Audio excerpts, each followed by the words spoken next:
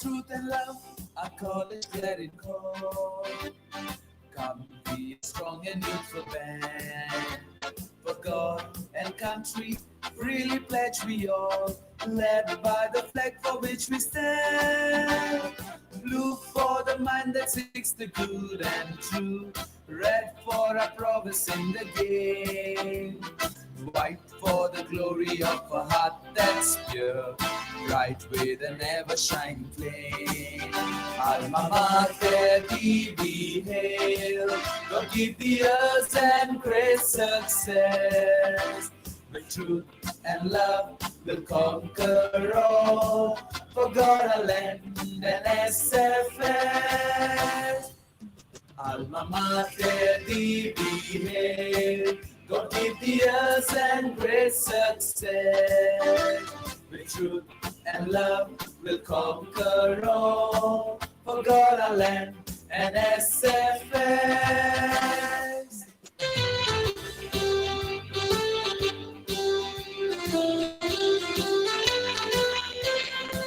With truth and love, let us united be. True to our glorious college name. High on the hill, a beacon light is she, leading our children on to faith. March on to glory is a message bold. Spread truth and love both far and wide. Loyal to the hands who reigns of guidance, hold teacher and pupil side by side. Alma Mater, thee we hail. God give thee earth and great success. With truth and love will conquer all. For God, our land, and SFS. Alma Mater, thee we hail. God give thee earth and great success. With truth and love will conquer all. For God, our land, and SFS.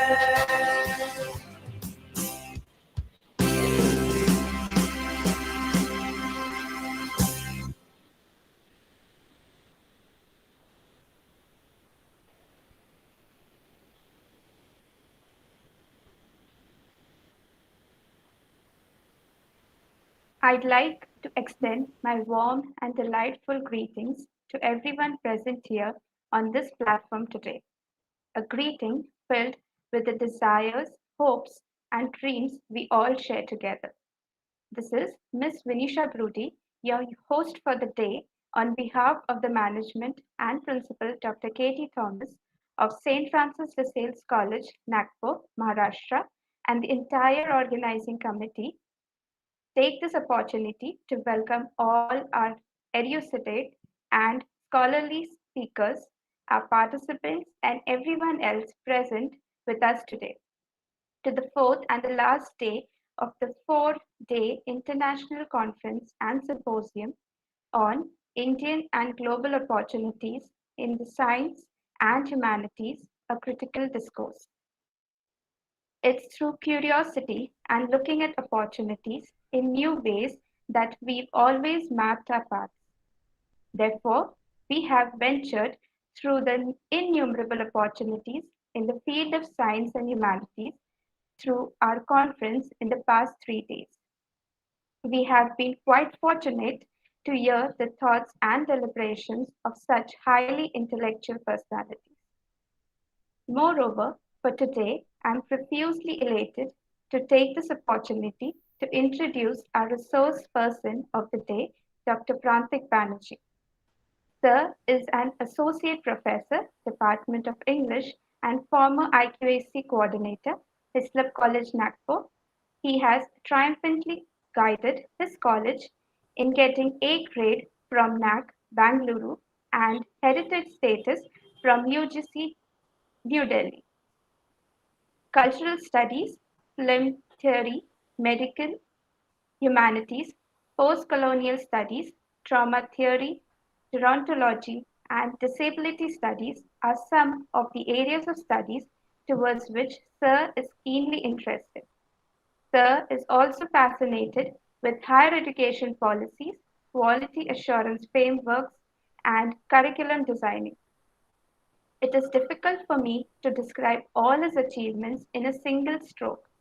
Still, I would like to mention some of them. Sir has been a keynote speaker and a resource person at numerous international and national conferences. Sir is a member of Board of Studies, RTM, Nagpur University. He is a PhD supervisor from RTMNU, a NAC expert, DOSA trainer, and a certified HRT trainer from TCS Bangalore. His publications include one book, three anthologies, seven book chapters, and 38 research papers in peer-reviewed journals. A published poet and a short story writer. Many of his articles have been published in the Indian Express, Nagpur edition, and the Hitwada. Truly, Dr. Prantik Banarjee is a person with many attributes. Today, Sir will elucidate upon the topic: Is the future of Indian higher education a cloud over a classroom? It is indeed a blessing to have such a charismatic personality with us. I am sure his contemplations will open new doors of opportunities to discover and ponder upon. I now humbly request Dr. Prantik Banerjee to share his knowledge and thoughts with us. Over to you, sir. Thank you. Thank you, Venetia, for that very generous introduction. Just let's check the system. Am I audible? Yes, sir. Great. Okay. So one of the words that Venetia said in the introduction was the word contemplation. And I think part of the, one of the main reasons that we are having this 4-day international symposium, today is the last day, is the key word in the conference theme, which is critical discourse. Contemplation, critical discourse, to have a critical discourse over the many intersections between science and humanities is to engage with several narratives. And what I wish to do today is to slightly take you on a topic that perhaps involves a couple of critical discourses. The subject of my talk is, as Venetia has said, is the future of Indian higher education a cloud over a classroom. And the cloud that I'm talking here is is a virtual platform, the kind of digital platform over which the teaching learning in the past 16 months, we have radically shifted the entire online teaching learning process literally onto a cloud. What I do wish to do is to examine briefly. I mean, I'm told that I have a time of only about 45 minutes with you. So what I'd like to do in the next 45 minutes is to look at the many intersections between two main narratives, or rather one is a policy document that many of you now would be pretty much aware of. You probably have also studied the document, and by that I mean the National Education Policy 2020.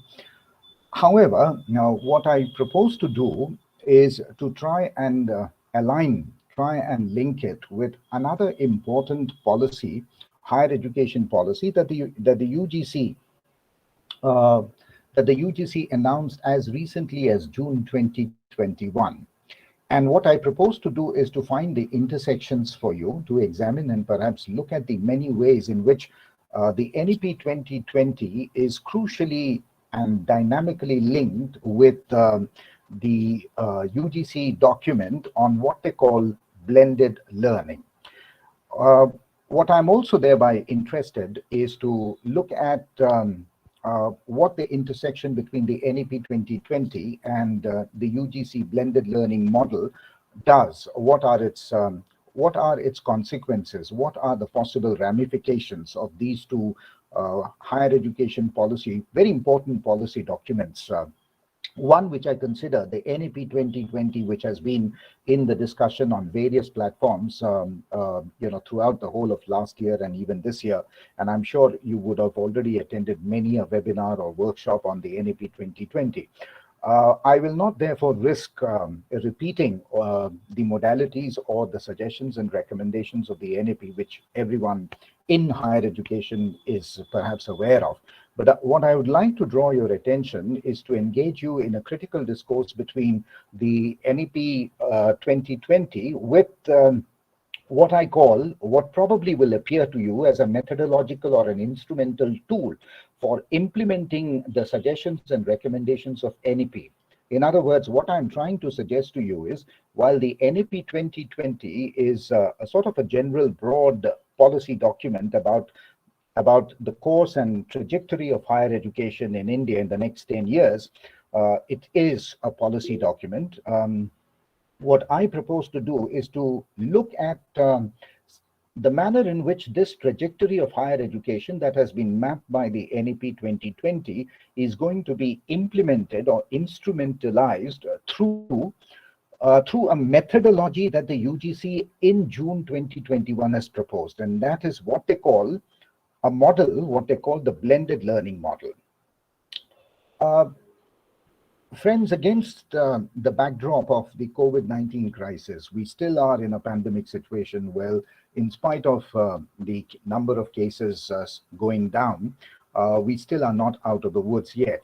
But against the background of the pandemic, which we are going through for nearly a year and a half, it may be said that the National Education Policy 2020 perhaps came at the right time.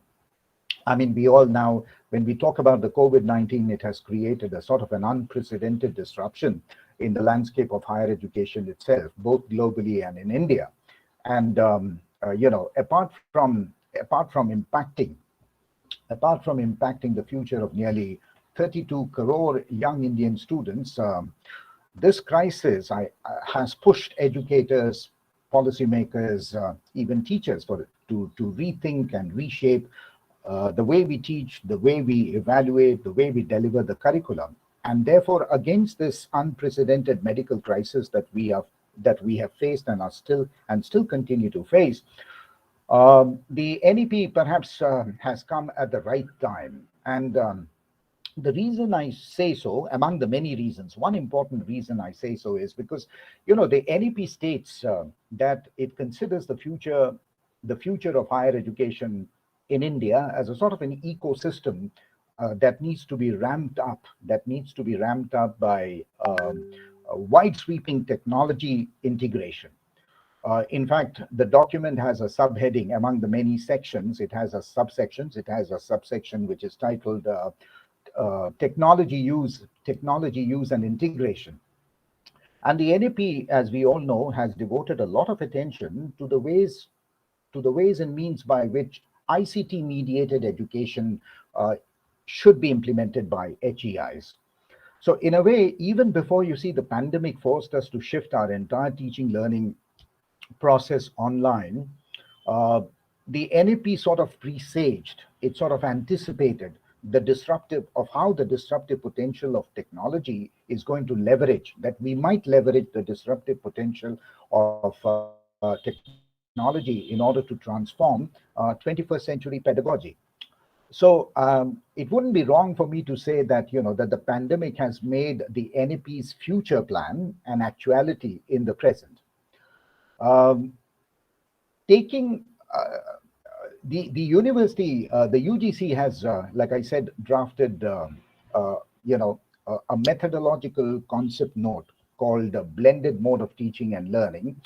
And they have not suggested, in fact, they want it to be implemented from this session itself. They have asked universities and colleges to implement what they call the blended learning, teaching learning model from the current academic session 21-22.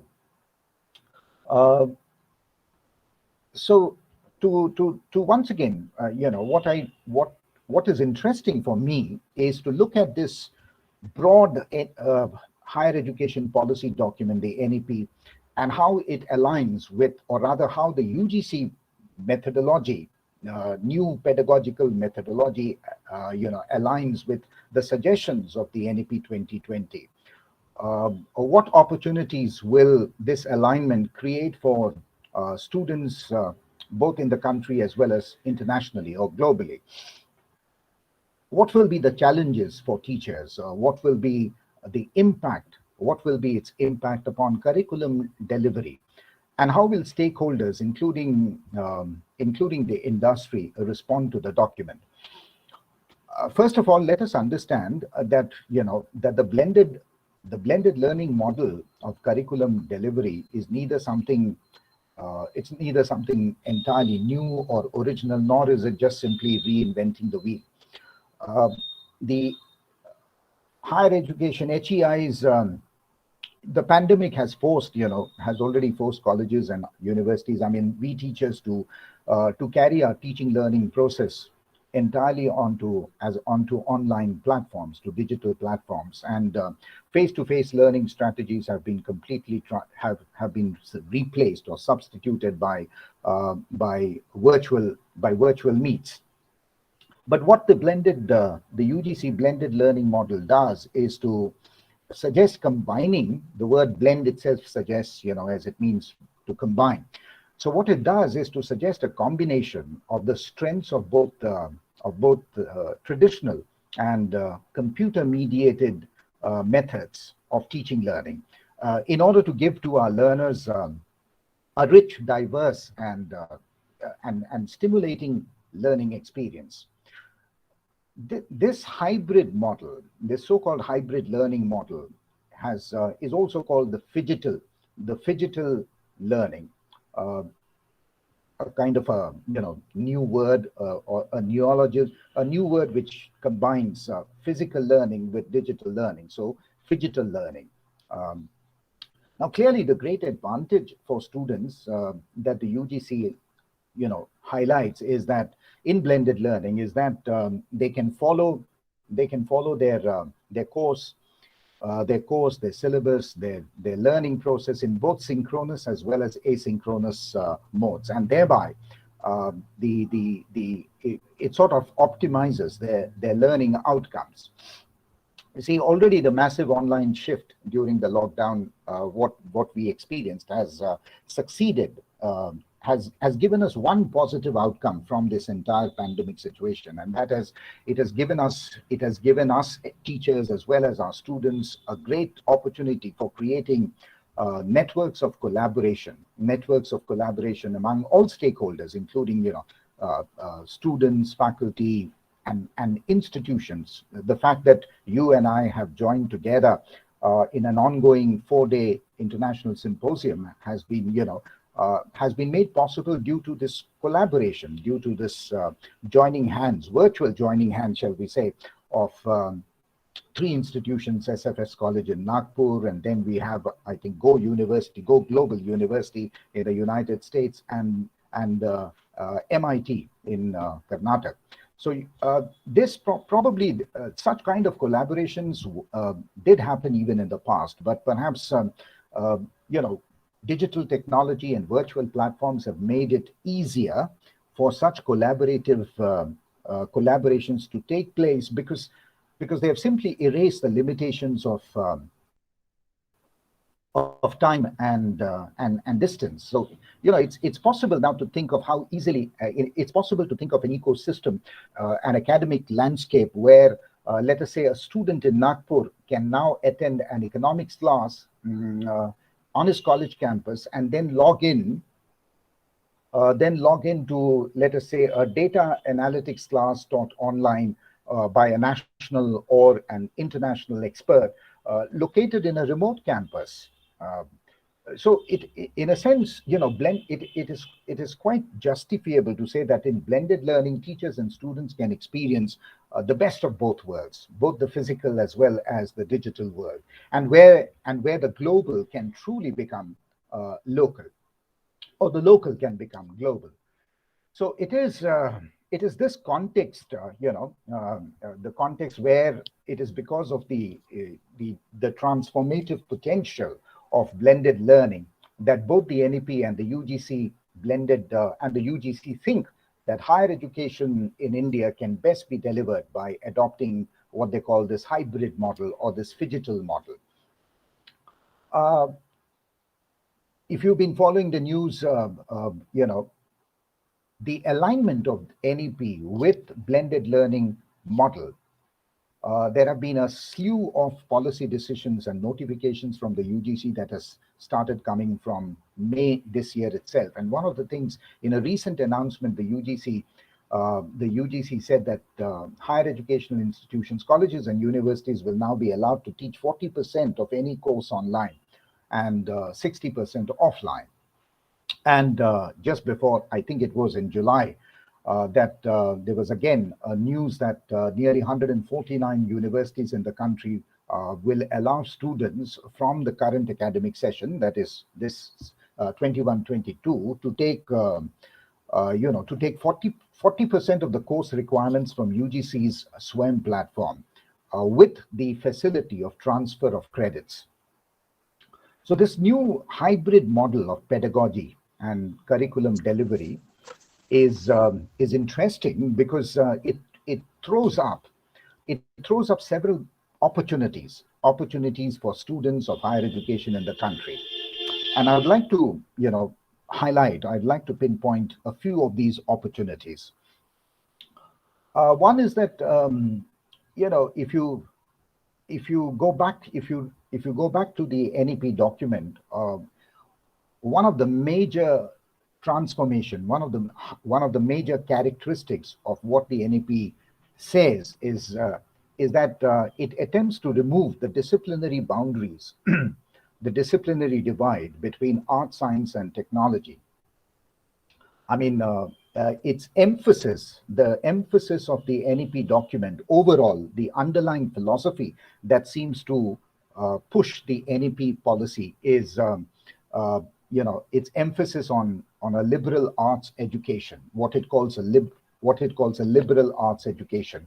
And I do wish to highlight this, that the NEP aims to shift by focusing on what they call a liberal arts education as the role model for a holistic and an interdisciplinary education. What the NEP actually underlines is it signals a major shift from what we call the traditional STEM model, that is science, technology, education, or rather engineering and medicine or mathematics, to the STEAM model, STEAM, where arts or humanities, you could say, is integrated in the learning of science and technology, in the learning of professional courses as well. What is important from the student perspective, from the student point of view, is that the NEP now makes it possible. It sort of offers to the students a broader palette of subjects to choose from and to combine. So they stream labeling or disciplinary labeling is the NEP tries to remove as much as possible. Another very important policy decision, which will probably affect the graduates of universities and colleges in our country, is that the proposed 4-year undergraduate program, and this will actually allow our students to sort of it increases their vertical mobility, especially for overseas higher education, because it is in sync with international education programs, the 4-year undergraduate program. The underlying philosophy behind the NEP, and remember, it came after the national education policy came after nearly 4 decades. It was, highly overdue, much overdue. Jeffrey Selingo, former editor of a very important magazine or an important journal on higher education in the United States called The Chronicle of Higher Education. The title of the journal, he was the former editor of this journal called The Chronicle of Higher Education in the United States.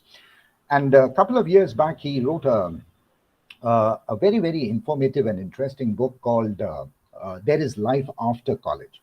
There is Life After College and in this, Jeffrey Selingo looks at the ideal liberal arts science graduate. Because the NEP focuses on blurring or erasing the boundaries, the disciplinary boundaries between art, science, and technology, and emphasizes that holistic education that we must provide to our students is in the mode of what they call liberal arts. Liberal arts, for that matter, should not be confused only with the study of arts and humanities. It means a holistic a holistic development of a student. And just to point out, what Jeffrey Selingo in this book, There Is Life After College, says, he talks about he talks about how the ideal, the model art science graduate should be, and he calls such a student a T-shaped individual, a T-shaped individual, and then goes on to explain, that the vertical line of the T stands for the depth. It stands for the depth of a student in his own knowledge, in his own domain, whether it is science, arts, or medicine or engineering. So the vertical line in the T model, according to Selingo, is the depth that a student or a graduate must have in his specialized domain, in his specialized subject. On the other hand, the horizontal bar, one that tops the T, stands for breadth of knowledge, not just in the subject or the discipline specific, but in allied fields. What do we mean by that? The NEP itself draws, our attention to the possibility of an engineering, let us say, an engineering student taking up music as one of his electives. In fact, Princeton University, when we look at the American university model, uh, Princeton University, which according to many offers, the finest undergraduate education in the United States, has a clear set of requirements from what it calls Gen Ed, GENED, or General Education Model. What it insists is that Princeton University, what it insists from its graduates, or what its expectations from graduates are, that apart from writing, a graduate doing any kind of program, whether it is engineering or medical, apart from learning to write and learning a foreign language, this Gen Ed course in Princeton University requires students to also opt for at least one course in epistemology and cognition, one course in ethical thought and moral values, one course in history, uh, a couple of courses in literature and arts, um, and at least one credit course in quantitative reasoning. Now, we don't really have the time to go into the details or the rationale behind this thinking of drawing a holistic education where there would be a combination of the critical inquiry of science with the soft skill of arts and the professional expertise of engineering and medicine. We don't really have the time, but think about it. A common example that I can give you, when we talk about incubation in our universities and colleges, um, the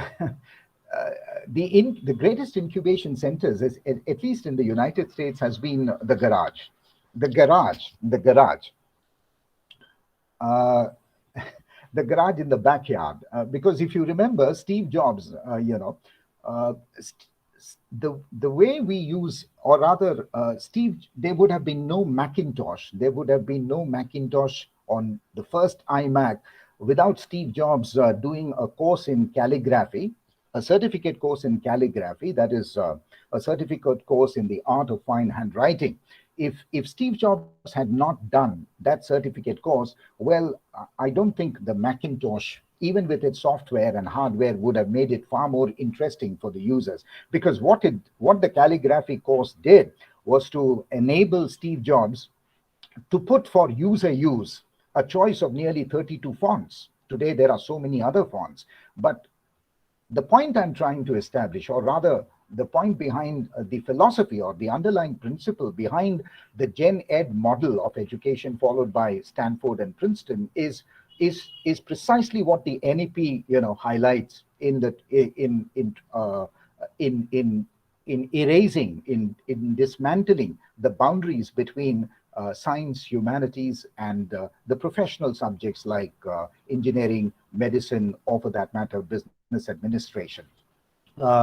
So, uh,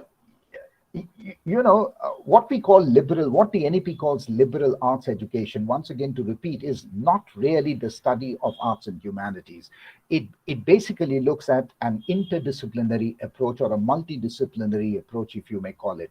Uh, and I was reading up on a book on higher education, and it says that uh, the word earlier, the word for a scientist, in fact, or rather the word scientist itself, was coined as a sort of a replacement, as a sort of a substitute for uh, philosophy. Philosophy, because if you look at the origin of the word philosophy, phil means to love and sophie means knowledge. So much before the 18th century, um, anybody pursuing any field of knowledge for its love, for the love of the knowledge, for the love of the subject, was a philosopher. But without going into the history of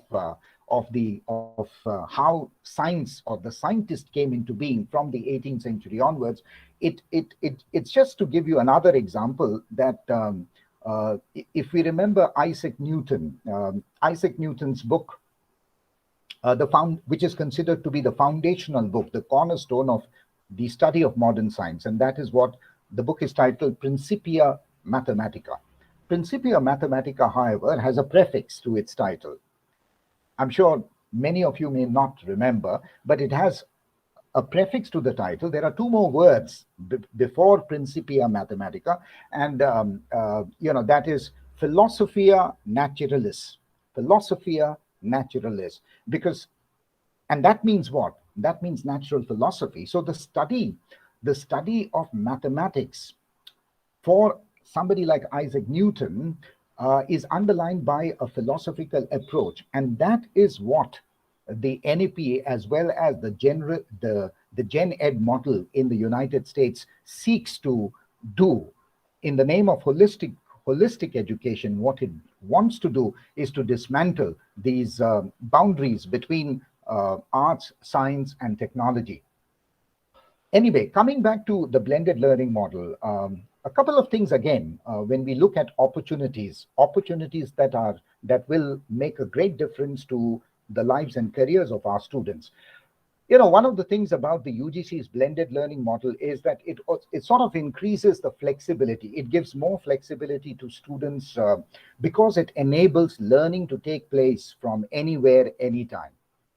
I mean, even today's transaction, today's discourse, you and I, the fact that we are meeting on a virtual platform, erasing the limitations of time and space. We are having this in evening in India, IST, but morning in the United States. So the blended learning model allows students to learn at their own pace and their own ability. But what it also does is it allows students, the UGC has now started what it calls an ABC, an academic bank of credit. An academic bank of credit, what is called ABC. This, friends, is a national digital academic bank. What is great about this ABC? Well, the ABC facility will, I feel, will prove to be a game changer in higher education in India. Because, for instance, the ABC will allow students to opt not only for multidisciplinary programs, but what it does allow the student to do is to deposit his credits in a bank, in a digital bank, set up by the UGC. And so he can convert his credits and thereby earn either a degree or a diploma at his own pace. It sort of simplifies, this ABC, the Academic Bank of Credit, sort of simplifies credit recognition partnerships between Indian and students from Indian and foreign universities. Take, for example, a student who wants to earn course credits by pursuing a twining program. Somebody who wants to do a twining program, meaning that somebody who wants to pursue a program, a program, part of which is from an Indian university and part of which is from an overseas or a foreign university. So what it allows, what the ABC does, is to allow the student, the Indian student, to transfer his credits, from one institution to another, and to complete his degree or his diploma or his certificate course at a pace which is convenient to him. So the blended UGC model will make possible for students to sort of enter and exit a program or a course as per their convenience. So under the NEP, uh, all undergraduate degree students will have multiple entry and exit options within the period of their program. So if a student, for example, therefore completes 1 year of a particular course, then he gets a certificate. If he completes 2 years, he gets a diploma. If he completes a full course, well, he receives a degree certificate. So I say that the ABC therefore is a game changer, because then in that case, no student, no year, let us say, no year of any student will be wasted uh, if a student decides to drop out or take a break. Many students, as we know, due to sometimes financial constraints, are forced to discontinue their education and take up a job. And so the ABC, the Academic Bank of Credit system, will allow a student to sort of digitally store the academic credits earned from a particular HEI and transfer it. So this, friends, both what the NEP envisions and what the blended learning model does is to provide greater opportunities to make partnerships and collaborations between Indian and foreign universities and colleges, and thereby offering to our students higher mobility, possibilities for research, possibilities for joint programs, and many more things. What it also does as a multiplier effect, what this alignment of NEP 2020 with the UGs, with the blended model will be, is that, Indian institutions today, when we talk about the top or the premier institutions, we talk about the IITs and the IIMs and a handful of central universities. There are not too many Indian institutions that have made it to the world, to the top 100 world ranked universities, the best universities. However, what it therefore does, what this NEP 2020 and the blended learning model does, is to make possible Indian institutions to amplify, to improve upon their quality and their standards to an international level. Till now, and what does it therefore mean? Uh, I suggest that, till now, Indian students have been going abroad for higher education. And if a combination of what the NEP has suggested and its proper implementation takes place through the blended learning model, what we might see in the next couple of years is a reversal of this process. That we probably will have many foreign students from abroad seeking admission to Indian colleges and Indian universities, and thereby overall there would be a sort of an incremental growth in the quality and standard of Indian higher education itself. However, having focused on these many opportunities and these many avenues that will come hopefully in the next couple of years, both the NEP, looking at the NEP as well as the blended learning model, it's not everything is a rosy picture. There are definitely challenges, especially given the context and the reality of our Indian higher education, of Indian colleges and universities. And I'll quickly look at some of the challenges. I've talked about opportunities. Let's take a look at some of the challenges. One is the question of equity and access. Equity, access, and excellence. These are the three cornerstones of the NEP and the UGC. What the higher education, the pillars of higher education in India. So the first challenge would be to, to ask ourselves, will this blended learning model promote equity and access for all? Yes, the blended learning model, the hybrid model does offer great benefits. It offers flexibility, it offers convenience, it offers quantity as well as quality of content. It allows knowledge sharing between teachers and students in a far more dynamic and vigorous manner. It is also, on the one hand, you might think of it as an instrument. It will become an instrument that sort of it democratizes education by promoting inclusion and participation. But then in India, and as we have ourselves experienced in the past 16, 17 months, is that technology enabled education has some serious problems. First of all, and this is something common knowledge. It is not just knowledge we have experienced. Nearly, where we are talking about an Indian higher education scenario where 65% of our students still they study in rural areas, and there are issues of poor internet connectivity. Students don't have smartphones and almost no computers or laptops. Only recently there was a survey reported by the Times of India, where which pointed out an alarming increase in the dropout rate of students in rural India. Uh, so we must remember that in India, the digital divide between the digital haves and the digital have-nots, is quite alarming. It is.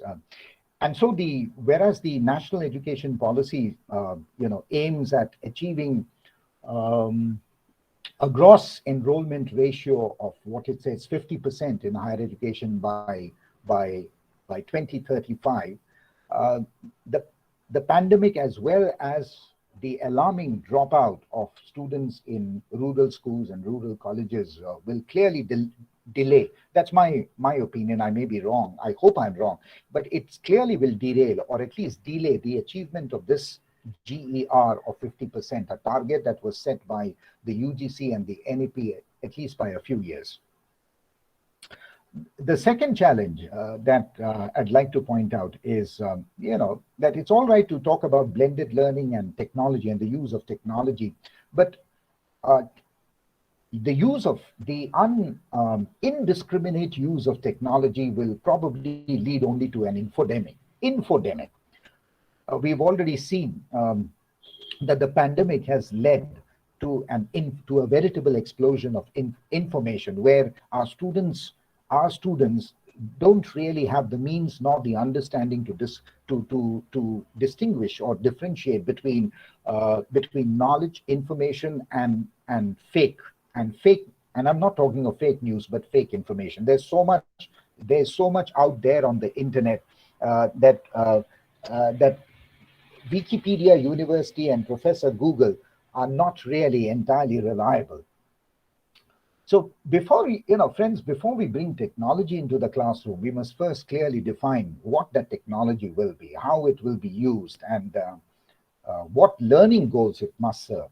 So it's not possible. Take for example, I mean, it is a fact that it will not be possible for all colleges and universities, uh, to use the kind of technology that private ed tech companies, and I'm here thinking of Byju's, for example, Udemy or Unacademy.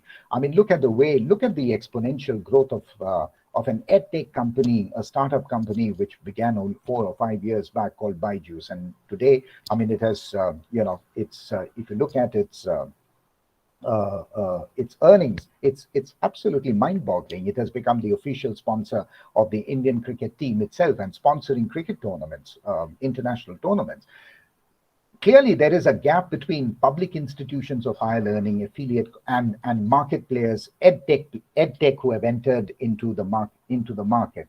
And what I just like to point out one important consequence of this, that you and I perhaps we are aware of, and that is a lot of our young teachers, who have potential to become excellent teachers, are already being taken up or are already entering into, are joining these edtech companies for no fault of theirs, because jobs are not there, salaries are not paid, managements don't pay good salaries, and many of the teachers who work on a contributory or a clock hour or an ad hoc position simply don't get enough for the kind of work that they put in. So it is quite obvious, therefore, it is obvious that edtech companies, at least teachers with a high caliber and a great deal of potential, great deal of talent, would clearly be attracted to these edtech companies, which are paying handsomely. So, moreover, when we talk about higher education in India, the kind of diverse nature we have, the many kinds of colleges and universities, we have central universities, state universities, deemed universities, autonomous and affiliated. All of these, it's not, all of these have a different, there will always be a difference in the way in which we can use ICT. Um, uh, uh,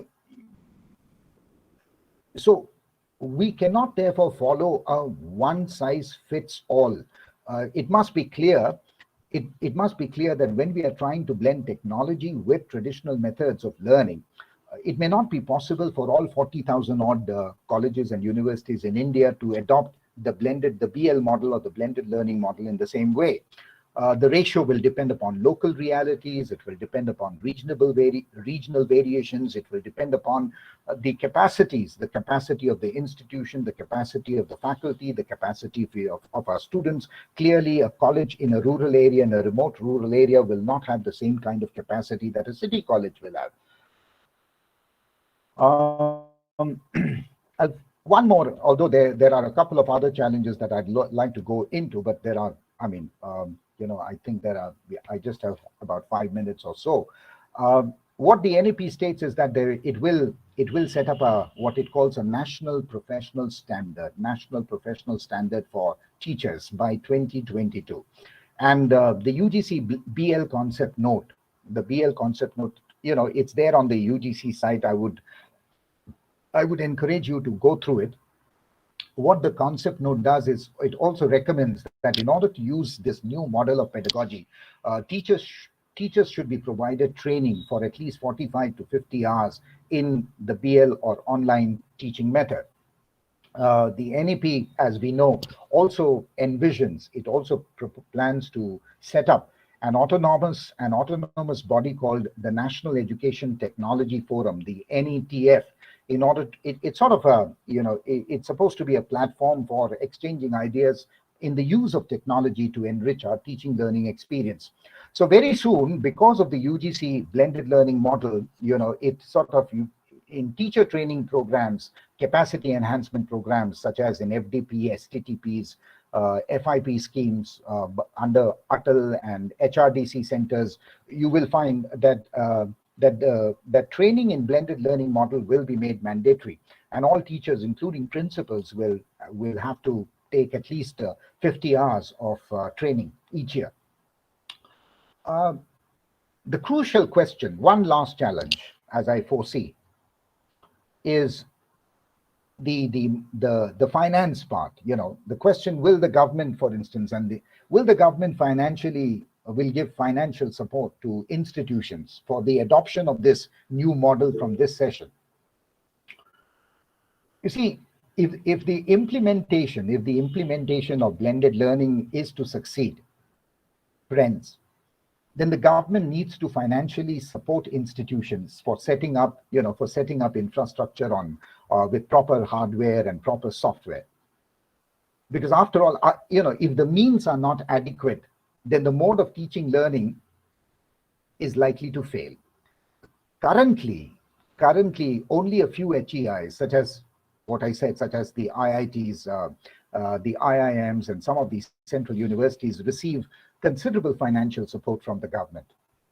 The UGC, if you look at the NEP document, the UGC says that it states that financial aid required to develop the infrastructure and resources must also be taken care of. The question remains, by whom? It's all right for a policy document to say that financial aid must be taken care of, But the larger question is by whom and by how much? Un, you know, un, Unquestionably, the shifting to the BL model has a great payoff for learners but the model demands high investment. The union budget, which came out in April, the union budget for 21-22. I mean, in fact, shows only a 6.1%. It shows a 6.1% reduced budget allocation for higher education. More surprisingly to me, despite the government accepting the recommendations of NEP in toto, the budget makes no mention. It made no mention of any special financial assistance for implementation of NEP. So the large question that how will colleges and universities, across India, will they be given adequate financial support? Because without this investment, how is it possible for teachers like you and I to have the technology, to have the hardware and the software, to have the means hitherto in order to make teaching learning possible for our students? Well, I think I'll just make a few closing remarks. I wish we had the time. There were a few more issues that I would have liked to draw your attention to. The point is that, it's important to ask ourselves as stakeholders in higher education that will this blended learning model suggested by the UGC, will it lead our higher education institutions, our colleges and universities to be virtual spaces? Will there be any loss in teaching learning? What we have done traditionally until 2019 March? Can MOOCs replace classrooms? Can the internet just be a glorified teaching assistant? There can be no denying the fact that higher education in India has to move with technology. It has to move towards more ICT enabled pedagogy. Yes, we cannot let technology bypass us. We have to take all the means that technology makes possible. So digital tools and digital apps will be perhaps the new default mode of teaching our students. But it's equally important that the teacher must also transform himself into an e-practitioner. And for that, a teacher needs to be provided with all the support, both financial as well as technological support. I mean, it is seldom acknowledged and appreciated the fact that we teachers, without so much as a proper training, still manage to successfully deliver, still manage to connect with our students and learn learn a new way of delivering our syllabus, delivering our teaching and learning on an online in quick time. That itself requires that was a marvelous effort on the part of we teachers. Yes, it is true that in a hyper-connected world, where technology is going to become more and more, it is going to influence every aspect of our life, and technology would be the great influencer and game player. It is equally true, however, to remember that as teachers, we do more than simply deliver information or deliver knowledge or content. Whereas technology provides tools, apps, platforms to facilitate learning. It is we teachers who mold minds. It is we teachers who shape the character of students. And those cannot be done on a virtual space, no matter how good how honestly we try. So I just hope that this new BL model, the blended learning model proposed by the UGC, sort of is able to strike a balance between, in which it combines the advantage of digital high tech with the teacher's high touch. So I think this should be, I've run out of time and I've taken perhaps 5 minutes more. So with these remarks, I conclude my talk, my deliberations. Thank you so much. My My special thanks to Dr. Katie Thomas, Principal of SFS College, as well as the organizing team for allowing me, for giving me this opportunity to share some of my thoughts on the, the intersection between the NEP 2020 and the new UGC proposed model of blended learning. Thank you so much.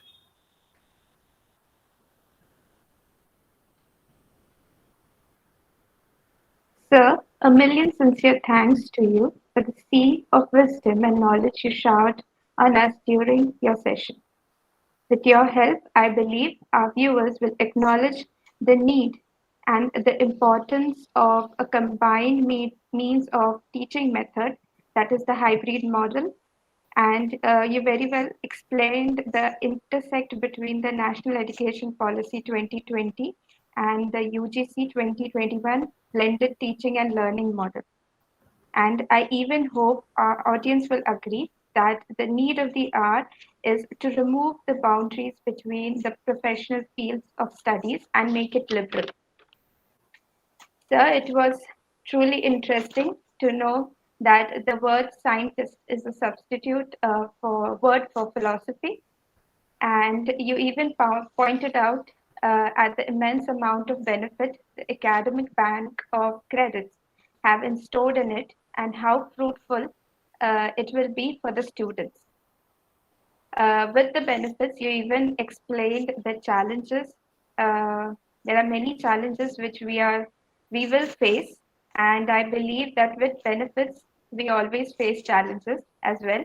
It is for us to find the remedies, and with your tips and suggestions, um, I feel we will surely it will surely be helpful for everyone present. Thank you. Thank you. And my best wishes for the presenter, for the presenters. I believe there is a presentation session now. Yes, Thanks. sir. Thank you so much. I yes, sir. I now request the participants, if they have any doubt and queries, the platform is open for questions. You can unmute your mic and ask your doubts and queries.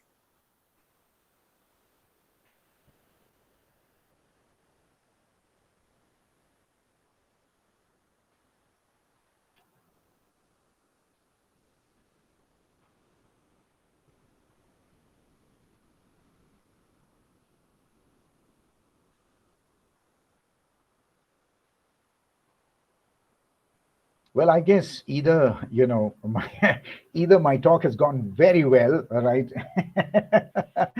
or, or perhaps, So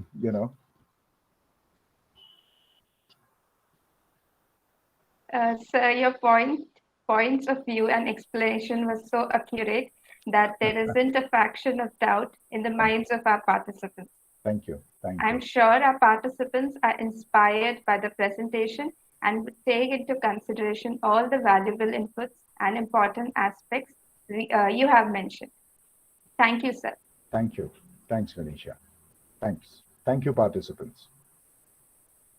Moving ahead, we now have the paper presentation session, wherein we will be accompanied by scholars who will present their work and elaborate on the research topics. And the moderators for the session are Dr. Sachin Burde, Assistant Professor of Sociology, SFS College, Nagpur, Dr. G. N. Nimbate, Head of the Department of Humanities and Social Science, VNIT Nagpur, and Dr. Lionel D'Souza, CEO and Executive Director of University Go Global. I now hand over the proceedings to you. Thank you, Nishana. I know that participants are eagerly waiting for the presentation. Without wasting time, I would like to invite our first presenter. The name of first presenter is Dr. Jacinta Ram, and the topic of presentation is a study on customer satisfaction of policyholders of LIC of India. Dr. Jacinta Ram. Yes, sir, I am here. Sir, shall I share the screen? Yes, ma'am. Okay, thank you, sir.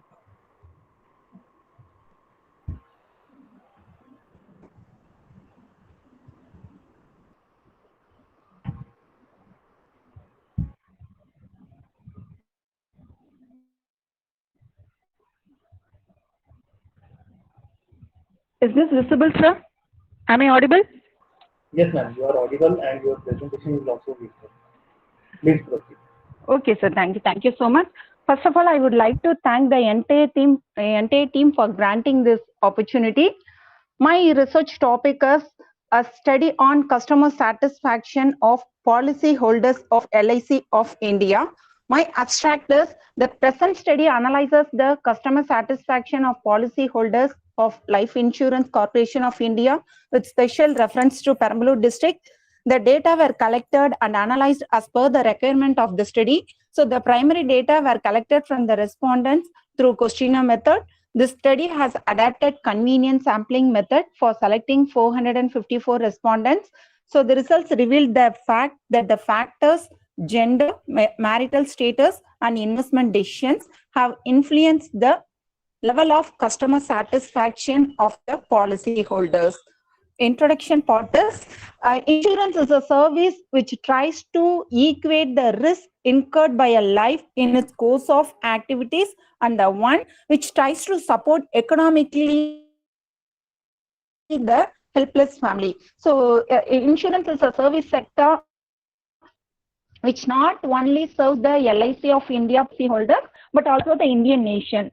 So LIC is an autonomous organization under the control of the Indian government, so that only each and every life in India should be under the umbrella of life insurance. So all the households in the world needs shelter, food and dress. Every parent assures to provide all these till the head of the family survives after his or her cessation.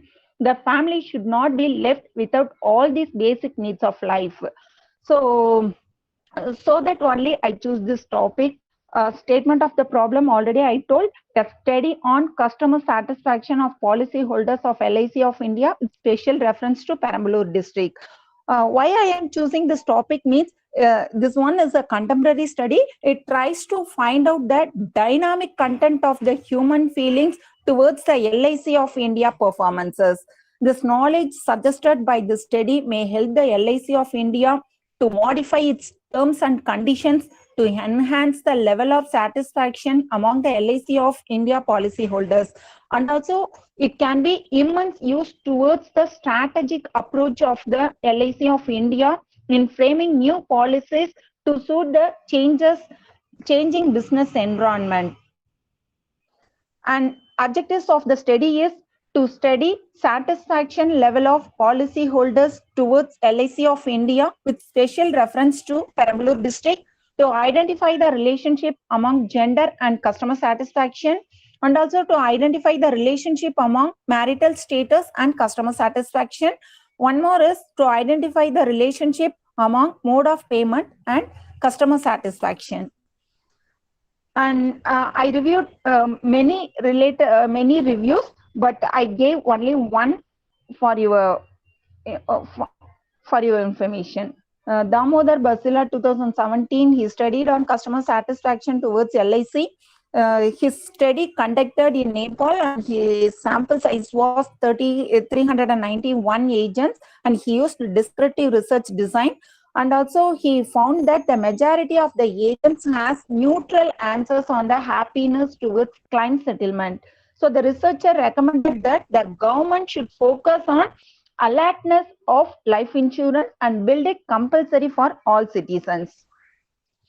Hypothesis of the studies are there is no significant difference towards satisfaction among policyholders with respect to demographic. And there is no relationship among customer service representative, awareness, attitude, and satisfaction.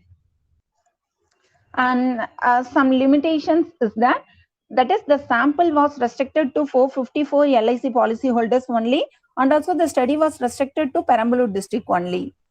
And design of the study is the present study has been designed as the descriptive study, and I used two tools, that is demographic profile prepared by the researcher and the satisfaction tools prepared by the Ronnie Lakshmi.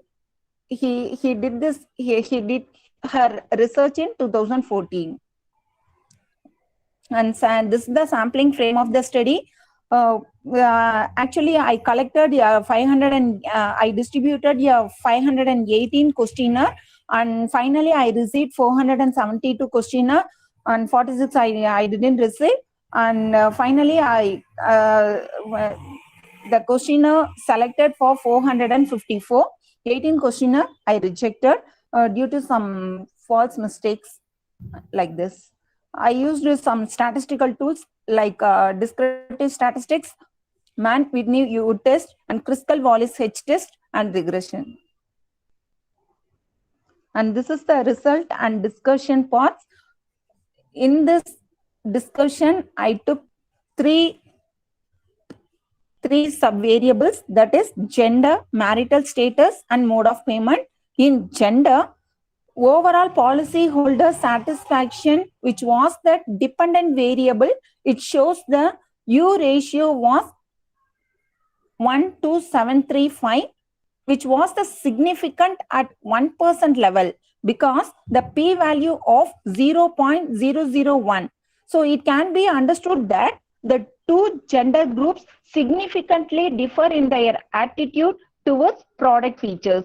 So highest mean rank of 245.09 goes with male when compared female mean rank 171.83.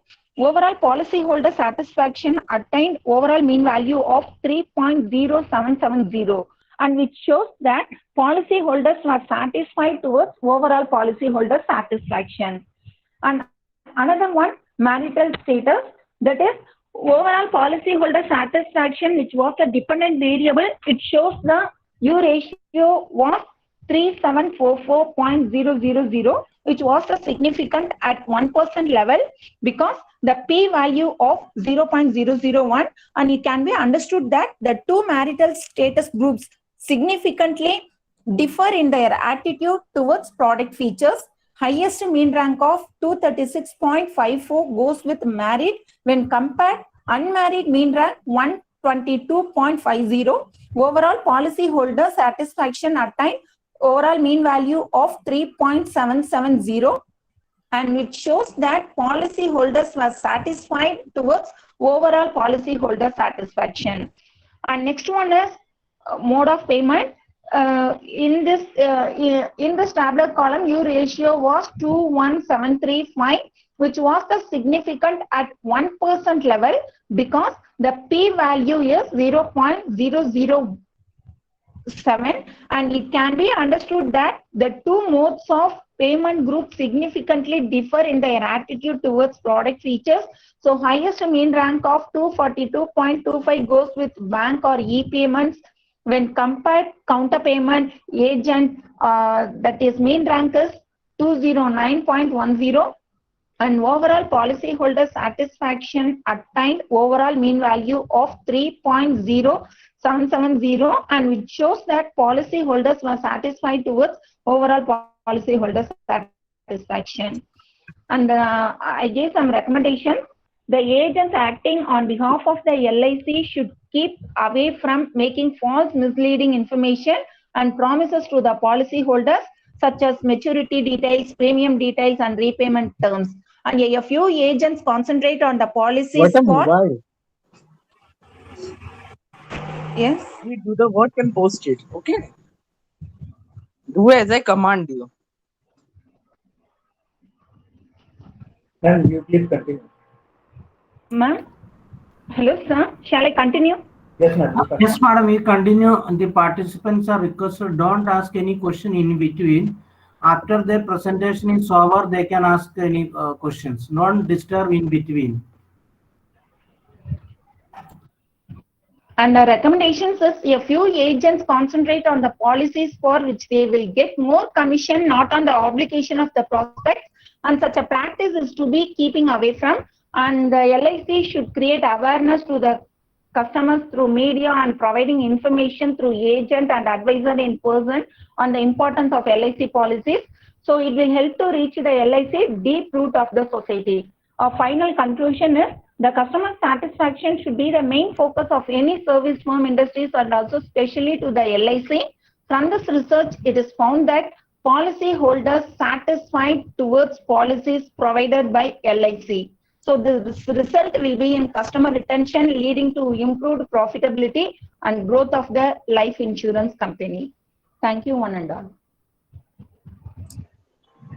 Thank you, ma'am.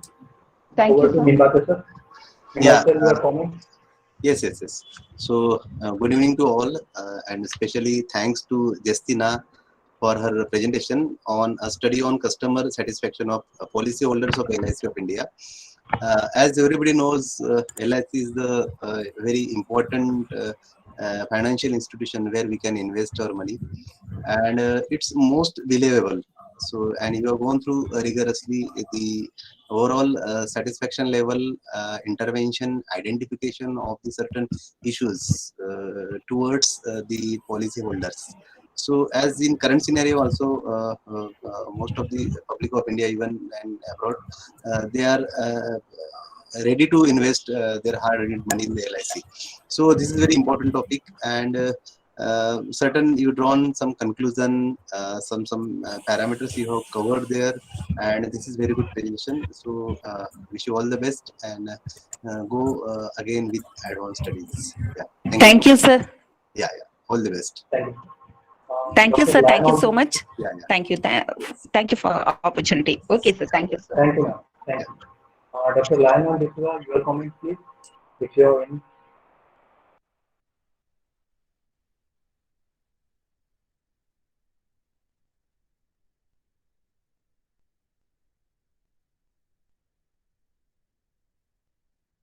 Sachin, who is next one? Sachin. Sir, their name is Dr. Sarita Deshpande and Dr. Dilip Savarkar. Am I audible, sir? Hello. Hello. Yeah, you are audible, sir. Yes.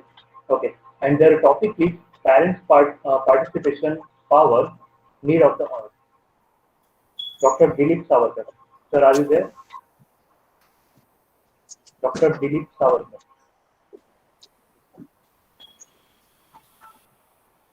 I think sir is not there. So, Sarita madam. I think both are not. Okay, we'll move ahead with third presenter, Abha Kumari and Dr. Sushil Kumar Singh. Abha Kumari and Dr. Sushil Kumar Singh. And the topic is interpersonal relationship of senior secondary school students of Bihar. Yes, sir. I am going to share my screen. Yes, ma'am. Please. Participants are requested to maintain the time duration, which is 10 minutes. Okay, sir. Leonard, sir, you can also provide your compliment. Over to you, ma'am. Okay, good.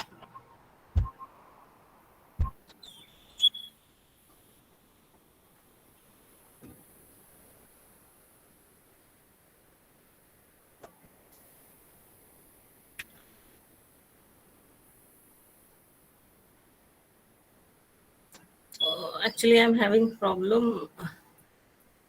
Give me a few minutes, sir. You can have oral presentation also, ma'am. Oral presentation. Actually, Yes, sir, it is on my screen. To do it, Dilip, whether you can help Madam Abha Madam presentation? Yes. No. Actually, sir, more options. I am going to the more options, and there it is full screen. How can I go to shares? Yeah. What you are using, laptop or mobile? Yeah, laptop. Okay, so there is a up arrow button. Yeah, up arrow button. Yeah. Click on it. Yeah. Yes, What sir. What options are there now? Your entire screen, a window, a tab. Okay. Click on entire screen. Okay. Now. Now there will be a window. Yeah, you can there see. is a window. Yeah. Click in the middle. Click in the middle of the window. Yes. That share button is enabled. Yeah. Okay. Click on that share button. Okay. Okay. Now go to the presentation and run that slideshow button. Is it visible, sir, now? Yeah. It is visible. Okay. Thank you, sir. Okay, good evening, everyone. I'm Abha Kumari, a research scholar at St. Xavier's College of Education, Patna. My topic is interpersonal relationship of senior secondary school students of Bihar. As we know, during this pandemic, the relationship is being cut off due to lockdown and all. So the topic is very crucial for this time. Interpersonal relationships affect adolescent feelings of belongingness to family, friends, and romantic partners, and moreover influences them to perceive academic demands as challenges. And as a result, they do not suffer from any kind of stress. The present study has been done to investigate the study of level of interpersonal relationship of senior secondary school students in relation to gender, area of specialization, family, annual income, and basis of medium. To achieve this aim, the researcher adopted the survey method. The level of interpersonal relationship was administered through the self-constructed validated tool on interpersonal relationship. The tool was administered on 200 senior secondary school students of Bihar. I have included few review because there are so many. First of all, it is according to Frederick et al. 2018 conducted a study with the purpose to explore social support from parents, classmates, teachers, and close friends as one of a protecting factor in relationship between depression and suicidal ideation in adolescent boys and girls. Results of categorized linear regressions designated that social support from parent, classmate, and close friends protected the relationship between depression and suicidal ideation. Close friend social supports as a safeguard appear to be stronger for girls than that of boys. Positive parent adolescent relationships develop positive personality and positive outcomes such as mental and emotional well being, adjustment, self competence, and self esteem. It is by Kafle and Thakali 2013. The significance of the study because the adolescents are the cream of the academic world, but their performance is likely to be reduced due to relationship conflicts and high level of stress. So, to enhance their potential and improve their performance, they should be counseled and through intervention programs properly equipped with effective coping strategies to deal with stress. Maintaining positive interpersonal relationship with others will help the senior secondary school students to handle their academic stress and meet the academic demand at their best. Unfortunately, not a lot of research efforts has been directed on interpersonal relationship of senior secondary school students. This study will help teachers, policymakers to find the senior secondary school students' relationship with significant others as a source of happiness and a buffer against stress. The instrument and emotional support in daily life. Statement of the problem, as I have already spoken, the title of my research study is Interpersonal Relationship of Senior Secondary School Students. The research objectives are to find out the level of interpersonal relationship of senior secondary school students with respect to their gender. Second one is to find out the level of interpersonal relationship of senior secondary school students with respect to their area of specialization. Third is with respect to their annual family income. And fourth is with respect to their medium. Null hypotheses are there is no significant difference in the level of interpersonal relationship of senior secondary school students with respect to their gender. There is no significant difference in the level of interpersonal relationship of senior secondary school students with respect to their area of specialization. There is no significant difference in the level of interpersonal relationship of senior secondary school students with respect to their annual family income. And third is there is no, fourth one is no significant difference is there in the level of interpersonal relationship of senior secondary school students with respect to their medium. The population of the present study consists of all the senior secondary school students of Bihar state, because during lockdown, I did this research study through Google form. Sample are, the present study consists of 200 samples from all the secondary school students of Bihar state. My tool, self-constructed validated tool on interpersonal relationship. Statistical techniques, I used mean, t-test, and ANOVA. My delimitations are, it is limited to 200 senior secondary school students of Bihar only. The finding of the study reveals that there is no significant difference in the level of interpersonal relationship between male and female senior secondary school students. Second finding is there is no significant difference between science and arts stream senior secondary school students in their level of interpersonal relationship. Third is there is significant difference. There is significant difference in the level of interpersonal relationship of senior secondary school students on the basis of annual income. And fourth finding is there is no significant difference between English medium and Hindi medium senior secondary school students on the basis of in their interpersonal relationship. Thank you. So, Abha ma'am, your presentation is so nice, and very appreciable part that is your methodology is so nice. You have used certain tests which are required for the scientific research. So with this context, you drawn the conclusion, and it's appropriately fit to the understanding your title of your paper, that is Interpersonal Relationship of Senior Secondary Schools Students of Bihar. As we know, because interpersonal skills are very important and essential part while maintaining our dignity, status, and prestige in the society, in our family as well as in community.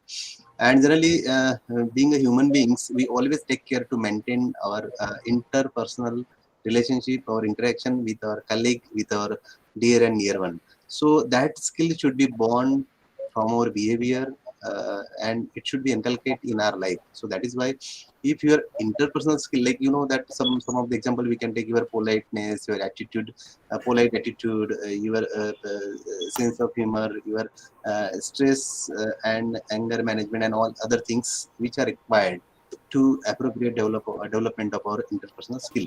So particularly towards the students, there is a specifically focus should be given by the academician, teachers as well as professors who are in the part of the education, and it's a need of time to develop the interpersonal skill towards the positive way of the students. So it's very good presentation.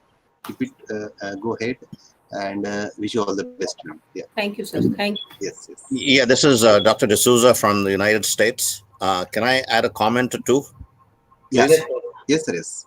Okay, so I think a very nice presentation, Abha. Few suggestions. Yeah. One would be, at least three suggestions. One would be that in your literature review, you have used something that is 2013. Try and, there's no shortage of references from very current contemporary. So try and keep references for important parts of your study. 5 years and less. So that would mean somewhere around 2017 to 2021. The second thing is, we always try and use tentative language. Tentative language would mean you make definite that the study will help, that we don't know for sure. So we use tentative language that the study could, the study may. We avoid the word will. Will means number It three. is sure. Yeah. Yeah, and you don't know whether that is going to happen. So you use tentative language. That's a concept of academic writing.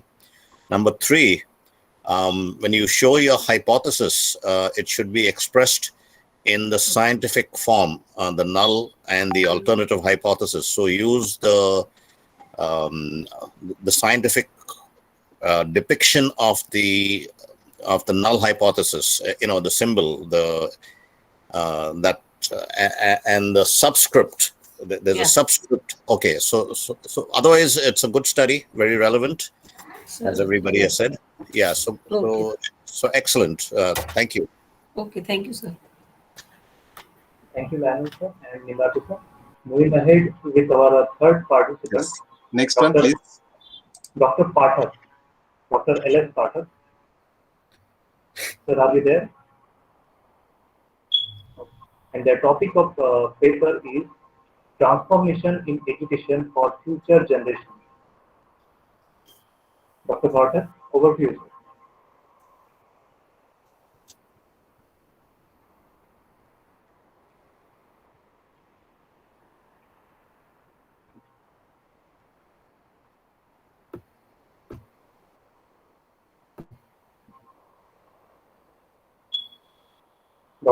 Dr. Carter? Am I Yes, audible? I'm audible or not? I can hear you. Yes, sir. You may proceed.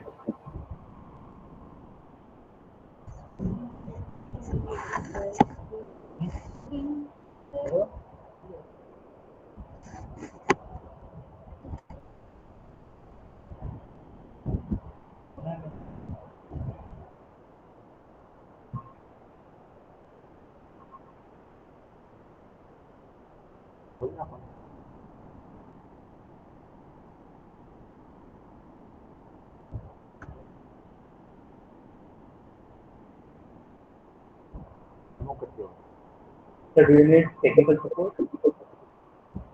Yes, sir. Sabankar, sir, please help me. Yes. Sir, actually you shared the screen first. Yes. That screen you shared was visible.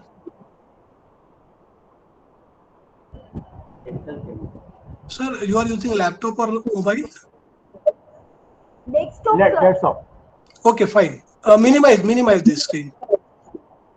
Directly go to the presentation. Sir, don't stop this sharing the screen. Okay. Only minimize. Okay, minimize. Okay, sir. Okay. Okay. Visible, sir? Yes, I'm audible, sir. I'm audible. Sir, you are audible as well as visible. Your camera is on. Your presentation is again can be seen. Open your presentation. Directly go to the presentation.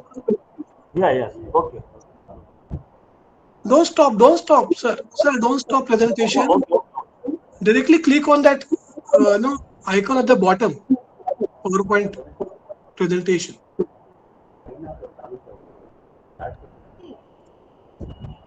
Minimize button is there at the top.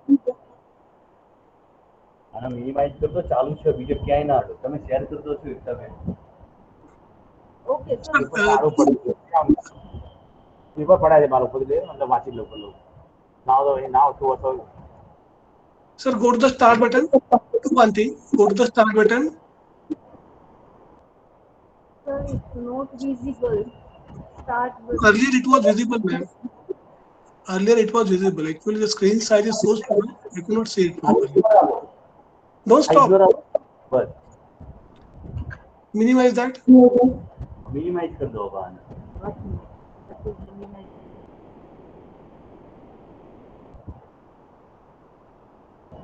Okay, sir, there is a button, start button on the keyboard.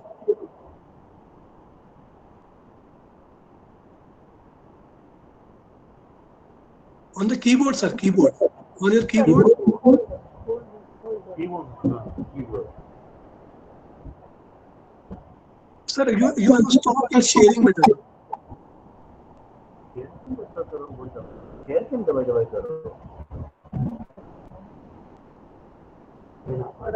Ma'am, just minimize the screen now. In the top right corner, there's the minimize button. Okay, sir. Yes, sir. Now, sir, only run slideshow. F5. Press F5. Press F5 only.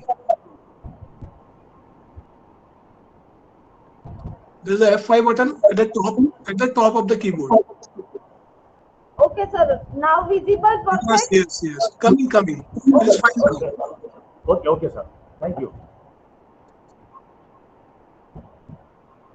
Good evening, everybody. Good evening, sir. Respected chairperson, all my resource persons, distinguished guests, and all participants. Today's my topic is transformations in education for the future generations.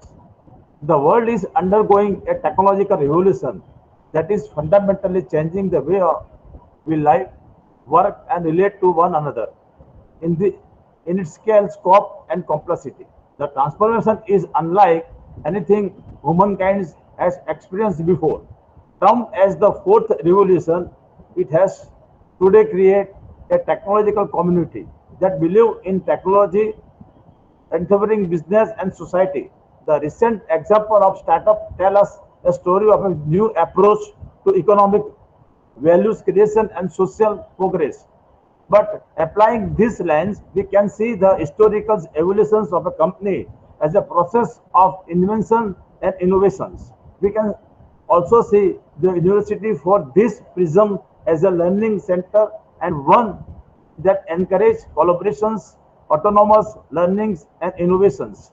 These changes are today impacting the jobs in the industries, many of which have either become redundant or are getting replacement by autonomous robotics and new business architectures. The new era requires individuals to be with the technology, uncertainty, and therefore risks in addition to the delivering in the midst of chaos without getting stressed out.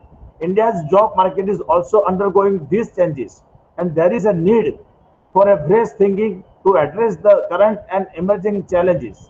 The education that many students receive today is not adequate from for that is being transformed by scientific and technologicals. Next. Next. Vision of higher education so far India is concerned. Once Lord Macmillan addressed before British Parliament that such wealth I have seen in this country, such high morals value, people of such calibers that I do not think we would ever conquer this country unless we bridge the backbone of this nation, which is her spiritual and cultural heritage. This thought of Lord Macmillan focused on the vision of higher education in India and spirit of our country.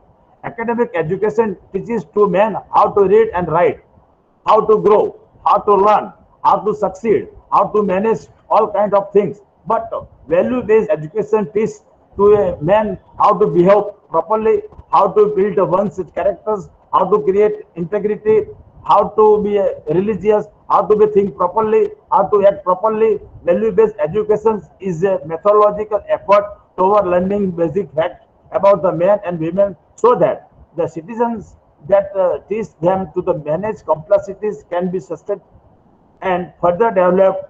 Value-based education is important to the help everyone in improving the value system that men and women hold and put them to use. So the vision and the mission of the higher education should be focused on the value-based education. Next.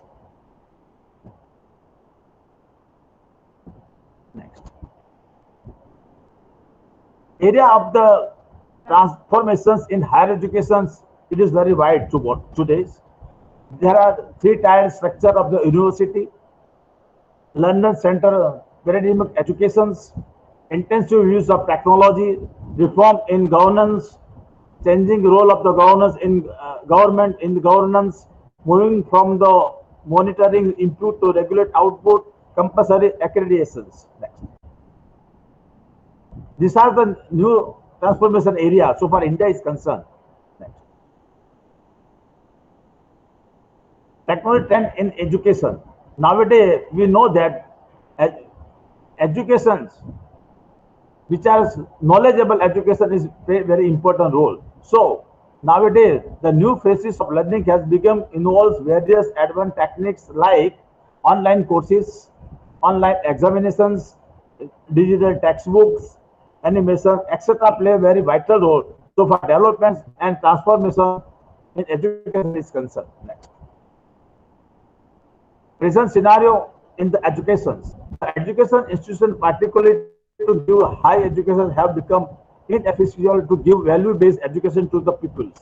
The curriculum and the examination system have prepared people for an entirely different way of life, and they aim not to the training domestically apps. This will not to do. So there is a cry to cultivate essential value in the people so that the civilizations that teach us to manage complexity can be sustained and further developed. It began at home and it is continue in the education institutions. At this juncture, I recall the word of the great philosopher, better usual. He said, it is better to be a man of value than a man of success. Today's education institutions fail to satisfy the most elementary social needs of the times. The teachers become the people's objective conscience in this role.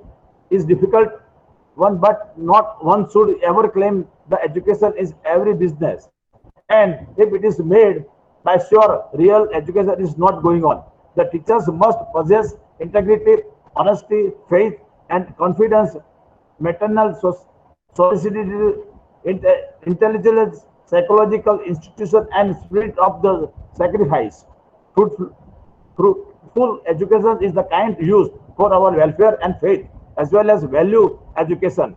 At this juncture, I recall the word of the great scientist Albert Einstein. I quote, "It is essential that the education should be acquire and understanding the land in view, sense of beautiful and next.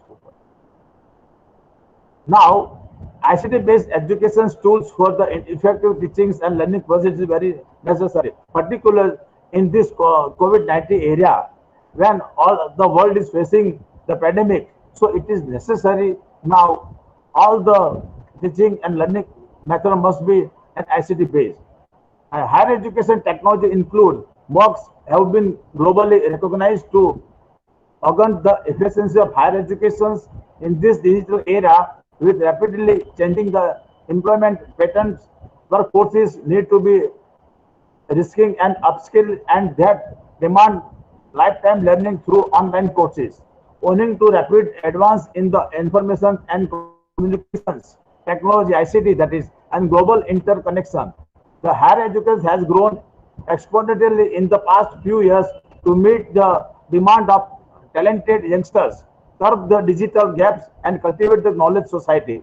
Extensive ICT and MOOCs offer explore the learnments, especially in higher education, in underdeveloped, under remote areas to learn online, get online certificate and guidelines to access to high quality information, economically viable and accessible higher educational resource. MOOCs is flexible learning platform which is value added to the classroom learning. The introduction of ICT also requires a digital infrastructure which is expensive. The ideal infrastructures and intels are as following. Each training has a laptop or tablet with inbuilt effective software. Libraries are digitalized. Sufficient number of e-readers which can be hold hundreds of books in digital forms and valuable trainings. Digital contents be customized in a local language. By providing about idea infrastructure for ICT is taking to our end to provide equal outmind open for reacting our step in where meet with the instructable obstacle. Let us give ICT a fair trial as a means to reach the words. The major issues that our Indian higher education now facing are low standard enrollment, low student enrollment. There is very lack of enrollment so far students are concerned. Declining research standards. We must focus on the research standards. Outdated teaching method, that is traditional method is going on, which must be curbed. Inadequate, untrained teachers, irrelevant and poor quality educations, gap between job seekers and job providers, increasing popularity of online and distance educations, unequal access, inadequate infrastructure and facility. All of these minus points of our country is concerned. Factor that contributed to the transformation. The following factors are contributed to the transformation so far education is concerned. Interaction, private sector and corporate participate in the education. They give more important to this. Supporting government initiative by increasing budgetary allocation for higher education and establish of new model degree colleges. Increase industry academia partnership and incentive include guest lectures by industry practitioners, management, development programmers, live project, consulting assignment, joint seminars, scholarship, etc. And participate in industry bodies such as FICCI and institutions such as ISB, the IIM and ITELS. Increase the collaborations between the India and foreign university for faculty support and curriculum design, joint research study, faculty exchange and training programs, and increase and active role of the private sector in inevitable. It is necessary to encourage research, vocational courses, and provide high quality education. It is necessary to expedite steps to make teaching an attractive career in order to attract the best talent. It is equally, yes, sir. It is equally important to improve the quantity of the college education at the undergraduate level, which will have a direct impact on the quality and caliber of the student opting for entry into the institution of excellence in higher education. Next.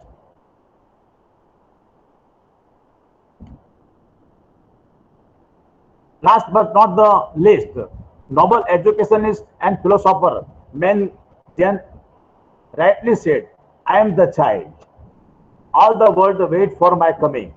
All the earth watches with interest to see what I shall become. Civilizations hangs in the balance for what the world of tomorrow will be. I am the child. You hold in your hand my destiny. You are determined largely whether I shall success or fail. Give me, I pray you, these things that make for happiness. Train me, I beg you, that I may be a blessing to the world. The Ambridge truly knowledge society in the globalization's world today. India need to have quality education at all levels and in all fields. This requires proactive roles from all the stakeholders. The challenge for present young generation and aspiring faculty is to provide for the better education system to their next generation than they themselves experience. Some sacrifice at this stage would pay rich dividends for future generations. Education elevates human being. The role of a teacher is to create minds that can think and uplift the society. Academic institutions play an important role to empower students with knowledge, skill, and empowerment and mold the character by instilling the values and power in them. Students at present in India heavily burdened education system and also burdened with the stress of modern lifestyle, and they find themselves here manage all these materials, education, spiritual need of the present time. Let us hope a new education policy 2015 of the central government will remove present crisis, early childhood care and education, public-private partnership in the education, strengthening of the states and the academic institutions or financing to the education institution. We can see the government committed to the bring substantial changes in the higher education system. Communism with the objective of the inclusion of growth and quality. This reflects the importance that higher education has gained in the changing scenario of the country, in which education is being considered as the most powerful weapon to build the character and education and the nation. And so, NAP new education policy also gives the weightage. Thank you very much.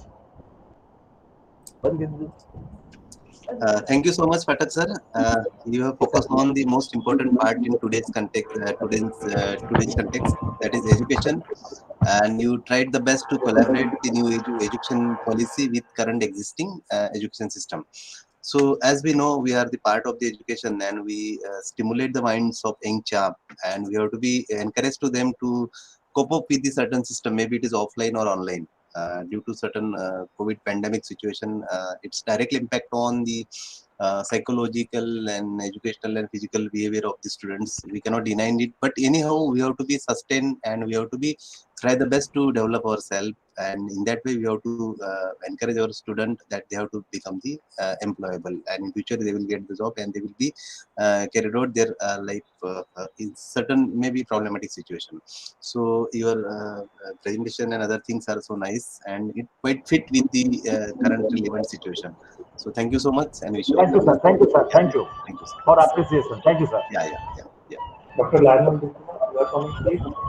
Participants are requested, please stick with the time. Please, they have to follow the time because other participants are waiting. Please.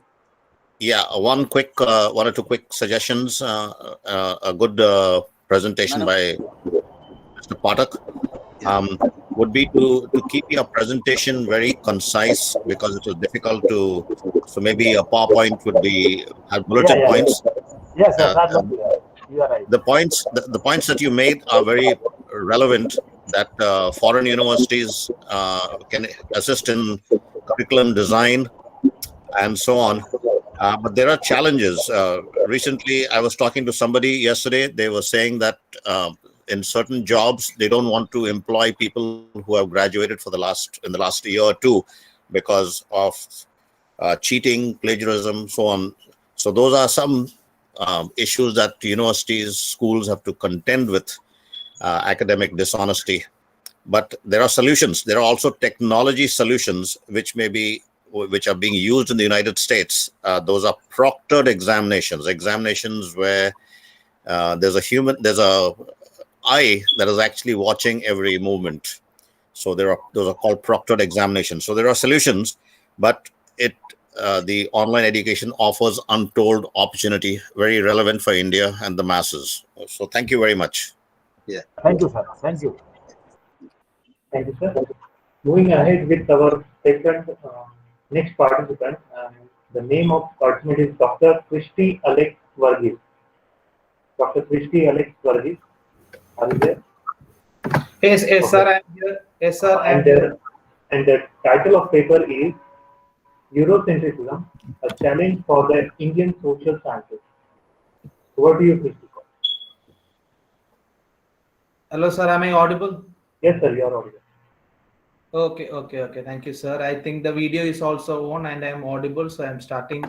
Yes. So it's 7:46 and I know it's 10 minutes, 7 to 10 minutes that is allotted to each people. So I know we are running short of time. Also, we have already transcended the time. So I'll try to be brief as it is possible. So Honorable Chair and the Principal Management and Staff of St. Francis Day Saints Nagpur, I congratulate and thank the organizers of the college and also of the university's Global Initiative for bringing out this wonderful session or conference for the couple of days and also allowing me to present over here. So instead of reading the paper or instead of presenting the paper, I think it will be better if I stick on to only the main points. Now, the paper is titled as Eurocentrism, a challenge for the Indian social sciences or the social scientist. Now, what we have done or what I have done to present in this paper is, this is a theoretical paper. This is not a paper to bring out any answer, but this paper is largely trying to bring out questions or rather for interrogations and introspections on how we should approach social sciences. Now, in this paper, what is been presented to the idea before the larger crowd or the larger people or the audience which I am on a dialogical debate is the question that the methodological, we need to be aware of the methodological limitations of a third world country social scientist. It points out to the domination of Eurocentrism in the discipline of social sciences and also the difficulty in transcending the same. Now, in this paper, I have tried to engage mainly the works of a couple of scholars, starting from Immanuel Wallerstein and many other theorists who have been working on Eurocentrism. But particularly, I have taken two works, Adam McQuan and Prabhu Mahahotra's work. And what we have done is, we have tried to understand how these scholars have engaged with it and in their analysis of development of a critique of Eurocentrism, how they are also getting trapped in this vicious circle of Eurocentrism. Now, if you look at it, to have a detailed, this is the main argument. I have just presented the main argument in front of you. Now, to explain what I have been trying to say, modernity, which we know with all its manifestations, has been incarnated in the epistemological arena through this professional social sciences. So whatever we have been saying, the truthness or the fact in social science is not just conceived by the presentation, but also by the structures of power that is being utilized by the disciplines to present it. Now, as Kate Jenkins rightly pointed out, past and history should be seen as two different things. So I am a history professor in Kerala, so all my analysis get connected to history in that sense. So what we are trying to say is, what we study as history is particularly the historical study should be regarded as a recorded history, because there is lot of the politics of inclusion and exclusion that is happening while the recorded history is being written out. So there is some sort of unheard voice of the past that has been missing out on that. So when one dwells into this history, we understand this. There is a methodological issues. So with what happens is one of the limitations this social sciences in general and history in particular is facing is that with the coming of Europe as within the contours of modernity in that codes which try to bring out the savages from the darkness to the civilizing mission, it has tried to colonize not just the people but also the discipline in the sense that the discipline itself is colonized so that we are in a trap which is not able to transcend the question of Eurocentrism in social sciences. So it's like Ashish Nandi is trying to bring out his work of Intimate Enemy, and he's trying to say we are hating the colonialism or the colonial power, but at the same time we are loving it unknowingly. It's like that. So in this paper, we are taken two works, mainly the works of Adam McQuan on global migration and Prabhu Mohapatra also global migration. The larger question is not about this work.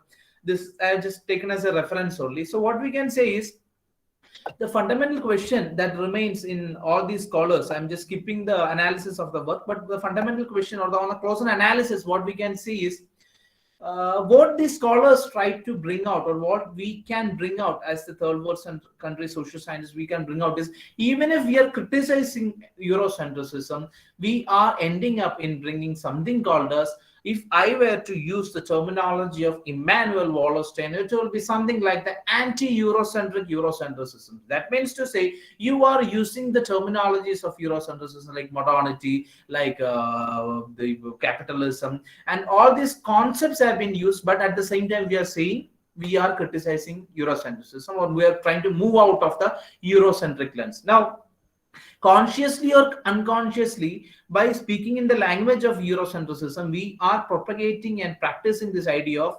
Eurocentrism not only in social sciences but also in our mindset. Now, in this process of the polemical venture that has been happening, contradictorily, there is a reasserting of the shibboleth that has been created by the Eurocentrism by giving out this anti-Eurocentric critique of Eurocentrism. So, as Wallerstein has been trying to bring out, Eurocentrism is an hydra headed monster with many avatars. So it is not that easy to come out of this Eurocentric trap that has been there, but we as a group of people are not, at times we are not realizing it. So the idea of the paper is to just to be an aware social scientist.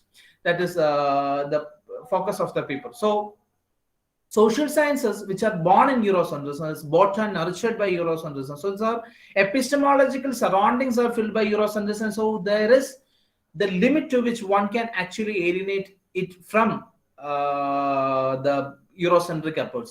As E.H. Carr, the famous historian, is saying, historian is very much a part of the history and a product of history. So Eurocentrism to the present day is like social sciences, is like Jacob Burckhardt's work to the Renaissance, or Charles Darwin's idea of origin of species to biology, or for that matter, it is equivalent to Quran to Islam or Bible to Christians. So to be provocative, Eurocentrism is a lens through which the present day social scientists view the world. So the references, the sources, the concepts employed in social sciences are all a creation of Eurocentrism. And how can one refute something by accepting and endorsing it? So as I am endorsing in the beginning itself, social sciences has so many flows, and it is through this flow social science has been sustaining. So I think a seminar which has been completely focusing upon social sciences and humanities, we need to bring up this question of how to transcend this trap of social science. So I feel one of the takeaways what we can do with this seminar would be, or the presentation would be, we actually need to bring out more discussions on this. I'm reaching 10 minutes. So what I'm trying to say is we need to engage with this, but also we need not be trapped in Eurocentrism. So in one of the approach or one of the takeaways from the seminars which I suggest is we can actually use the idea of Noam Chomsky, who says that the general population does not know what is happening, and they don't even know that they don't know it. So it's like our we are feeding our coming generations of social scientists, be it our degree students or PG students or researchers. Knowingly or unknowingly, we need to take a conscious effort to understand the limitation of our discipline and also to evolve a methodology to transcend the same. Now, my abilities are limited to transcend it for the time being. I'm understanding my limitation. So what we can do is, as a takeaway of the seminar, what we can do is we can have more studies on this question of Eurocentrism, and maybe the college and the organizers can take up this question and have an entire section on the discussion on Eurocentrism and how social sciences is deeply need to come out of Eurocentrism so as to bring out present the realities as it is in front of us. So I'm just translated 10 minutes and I'll stop here. Thank you. Okay, thank you so much, Fargis sir. Your topic is quite related to social relevance and all. As you mentioned, Eurocentrism and other things, in our sociology or social sciences, there are basically 4 to 3 points which are related to ethnocentric approach. That is ethnomethodology, ethnocentrism, and phenomenology. These are the 3 terminals which we always use in our social sciences. Ethnocentrism means its attitude or behavior or understanding of the particular individual or particular person, that he or she always feel that his area, his culture, his caste or religion, whatever it is, which are related to the society, are always superior than other culture. So that we call as ethnocentrism. That is common phenomena. That is simple, natural thing which we understood with ourselves. Second thing, ethnomethodology.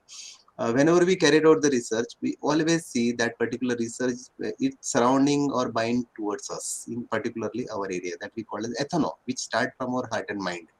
And then phenomenology.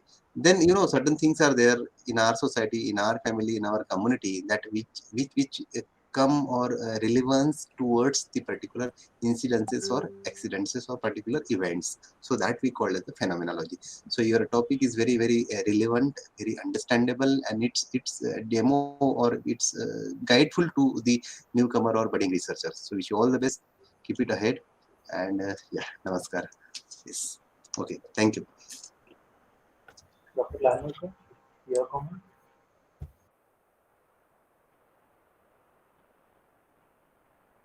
Okay. Moving ahead with our next presenter, Dr. A.J. Barnita. Dr. A.J. Barnita. Dr. Barnita, are you there?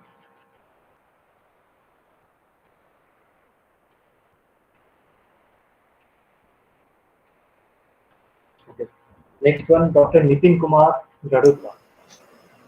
Yeah, मेरी आवाज आ रही है? Yes, sir. You are. Okay, thank you, sir. Gujarati, and your topic is Gujarati साहित्यकारों की सजग प्रतिभा को आकार देने वाले कारक. Right, sir? Yes, sir. Okay. You may proceed. Please maintain the time duration, that is 10 minutes. Okay, thank you, sir. पहले तो मुझे क्षमा कीजिए, मैं अंग्रेजी में नहीं बल्कि हिंदी में मेरी बात रखूंगा और बहुत ही संक्षिप्त में रखूंगा. मैं जिस मुद्दे पर बात करने जा रहा हूँ वो है साहित्यकारों की सर्जक प्रतिभा को आकार देने वाले कारक, यानी कि ऐसे कौन से फैक्टर्स या तत्व है जो साहित्यकारों की सर्जक प्रतिभा को विकसित करते हैं. ये मेरे एमफिल अध्ययन का एक हिस्सा है और मैं गुजरात विद्यापीठ में अभी एमफिल कर रहा हूँ. हमने सुना है कि साहित्यकार पैदा होते हैं लेकिन साहित्यकार बनाए नहीं जा सकते. यह सच हो सकता है कि साहित्यकार पैदा होते हैं, लेकिन इस साहित्यकारों की सृजनात्मकता पोषण कौन करता है, इस पर कई सारे मतभेद है. इसलिए मैंने इस शोध कार्य को पसंद किया है कि साहित्यकारों की सर्जक प्रतिभा को आकार देने वाले आंतरिक कारक कौन से हैं, साहित्यकारों की सर्जक प्रतिभा को आकार देने वाले बाह्य कारक कौन है. साहित्यकारों की सर्जक प्रतिभा है उसको आकार देने में अभिभावकों की कोई भूमिका है, साहित्यकारों की सर्जक प्रतिभा को आकार देने में शिक्षकों की कोई भूमिका है, सर्जक प्रतिभा को आकार देने में विभिन्न संस्थाओं की कोई भूमिका है. तो ये सब ज्ञात करने के लिए ये अनुसंधान गुजराती भाषा में किया गया. ये कोई सोशल साइंस रिलेटेड रिसर्च नहीं है, लेकिन गुजराती भाषा में किया गया हुआ अनुसंधान है. इस अनुसंधान में महत्व क्या है कि इससे हमें पता चलेगा कि साहित्यकारों की सृजनात्मक प्रतिभा जो होती है, उसकी राइटिंग टैलेंट होती है, उस पर कौन से आंतरिक और बाह्य कारक हैं वो असर करते हैं। सृजनात्मकता को आकार देने वाले बाह्य कारक अगर हमें पता चल जाए तो जो लिखने में रुचि रखते हैं ऐसे लोगों को हम मार्गदर्शन भी दे सकते हैं और उसकी सृजनात्मकता को आकार देने में हम सहायक भी हो सकते हैं। अभिभावक को क्या करना चाहिए, स्कूल में कैसा माहौल बनाना चाहिए, कौन सी पद्धति अपनानी चाहिए, पाठ्यक्रम में कौन से परिवर्तन लाना चाहिए, ऐसे भी कुछ मार्गदर्शन हमें इससे मिल सकते हैं। भाषा और साहित्य में जो छात्र रुचि रखते हैं उसकी रुचि विकसित करने के लिए भी इस अनुसंधान के जो निष्कर्ष हैं वो उपयोगी सिद्ध हो सकते हैं। इस अनुसंधान में सामाजिक विज्ञान और साहित्यिक शोध में जो बहुत उपयोग में ली जाती है ऐसी विषय वस्तु विश्लेषण कंटेंट एनालिसिस टेक्निक का विनियोग किया गया था और उसके स्टेप्स मैंने आपके सामने रखे। उसकी चर्चा करने का यहाँ पर कोई जरूरत नहीं, फिर भी समस्या का चयन किया गया, इकाइयों की परिभाषा निर्धारित की गई, कक्षाओं का निर्धारण किया गया, नॉन पत्र का निर्माण किया गया, न्यायाधीश का चयन किया गया, साहित्य और दस्तावेजों का अध्ययन किया गया, इकाइयों का चयन किया गया, इकाइयों का वर्गीकरण किया गया और अंत में अर्थघटन एवं निष्कर्ष तक पहुंचे। तो साहित्यकारों की सृजनात्मक प्रतिभा को आकार देने वाले आंतरिक कारक कौन से है? तो निष्कर्ष में हमें ये देखने मिला कि जन्मजात संवेदनशीलता, अन्य साहित्यकारों से प्रेरणा, साहित्य का विस्तृत वाचन, भाषाई अकेलापन, लेखन प्रतिभा को पोषित करने वाले शौक, अकेलापन, लेखन चुनौती को स्वीकार करने की मनोवृत्ति, साहित्यकारों की प्रेरणा, दैनिक लिखने की आदत, ये सारे जो कारक है वो साहित्यकारों की सृजनात्मक प्रतिभा को आकारित करने वाले आंतरिक कारक अनुसंधान से मिले।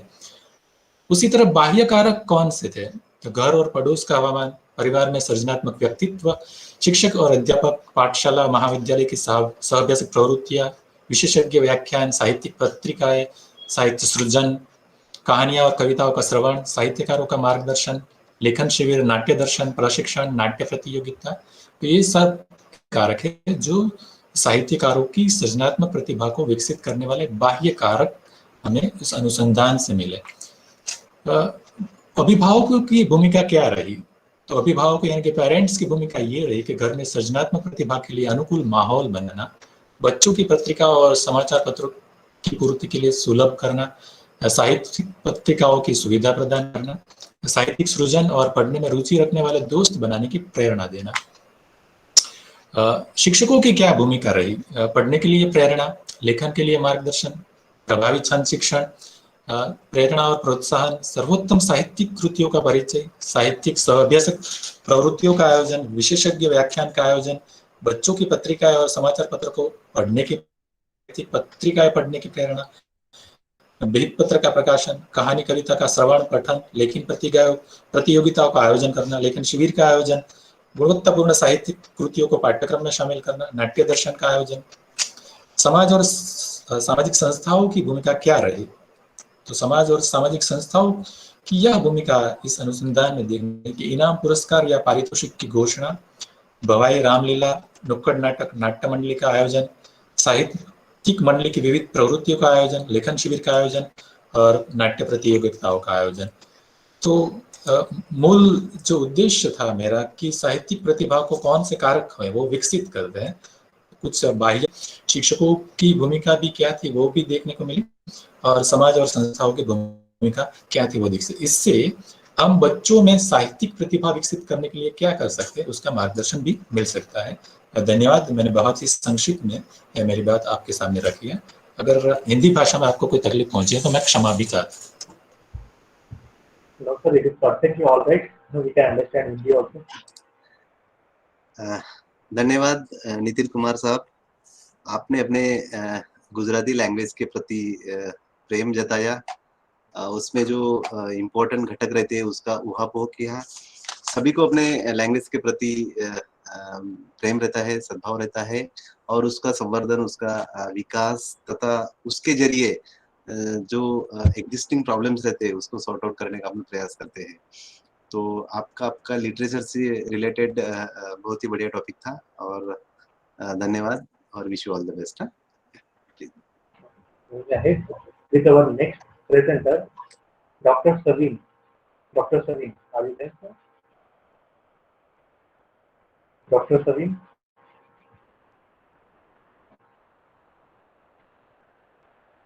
Okay.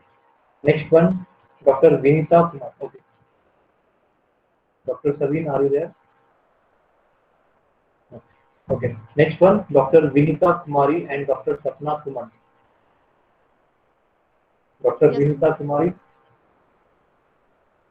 यस सर सबसे पहले मैं बता दूं कि मैं डॉक्टर विनीता नहीं हूँ सर, विनीता हूँ। मैं पीएचडी शोधार्थी हूँ और मेरी जो शोध निदेशिका है वो है डॉक्टर सपना सुमन। हाँ Okay, you may proceed. Yes sir.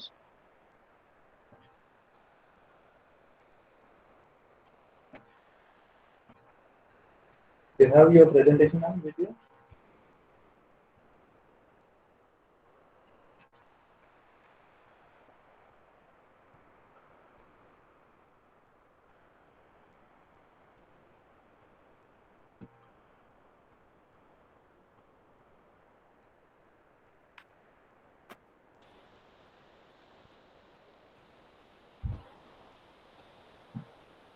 Ma'am, just open your document now. Just open your presentation.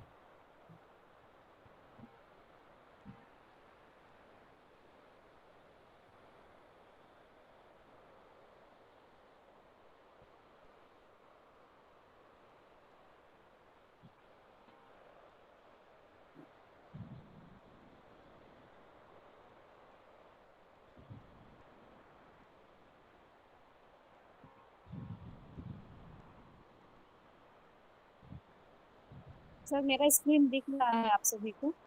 Yes, ma'am. Yes, ma'am.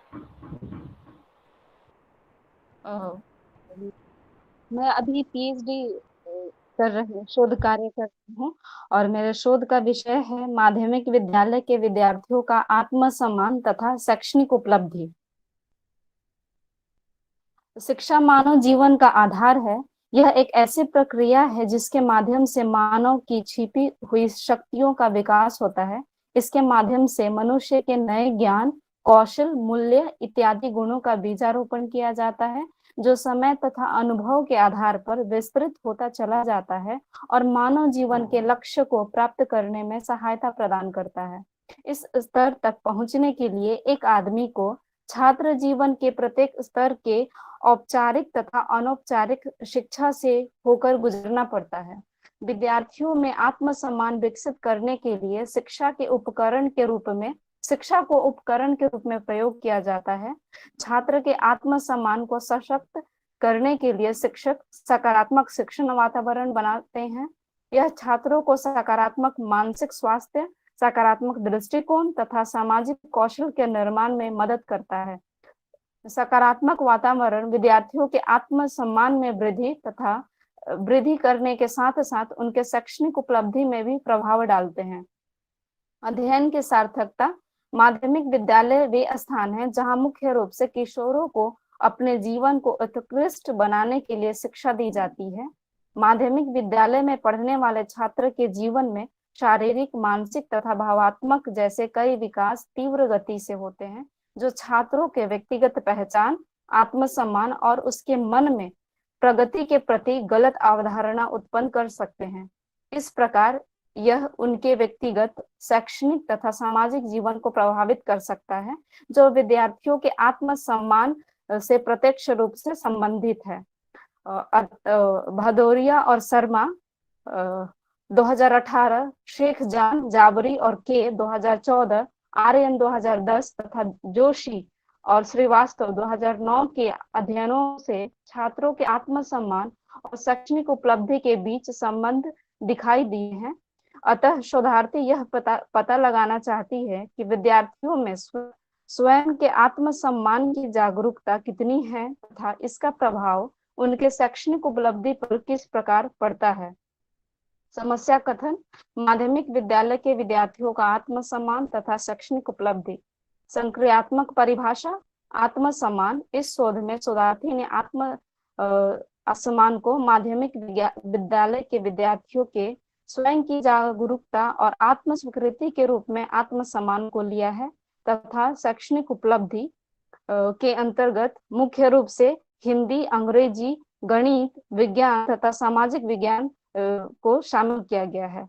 उद्देश्य, शोध के उद्देश्य हैं लिंग के आधार पर माध्यमिक विद्यालय के विद्यार्थियों के आत्मसम्मान में सार्थक अंतर को जानना, लिंग के आधार पर माध्यमिक विद्यालय के विद्यार्थियों के शैक्षणिक उपलब्धि के अंतर को जानना तथा माध्यमिक विद्यालय के विद्यार्थियों के आत्मसम्मान तथा शैक्षणिक उपलब्धि के मध्य सार्थक संबंध की जांच करना।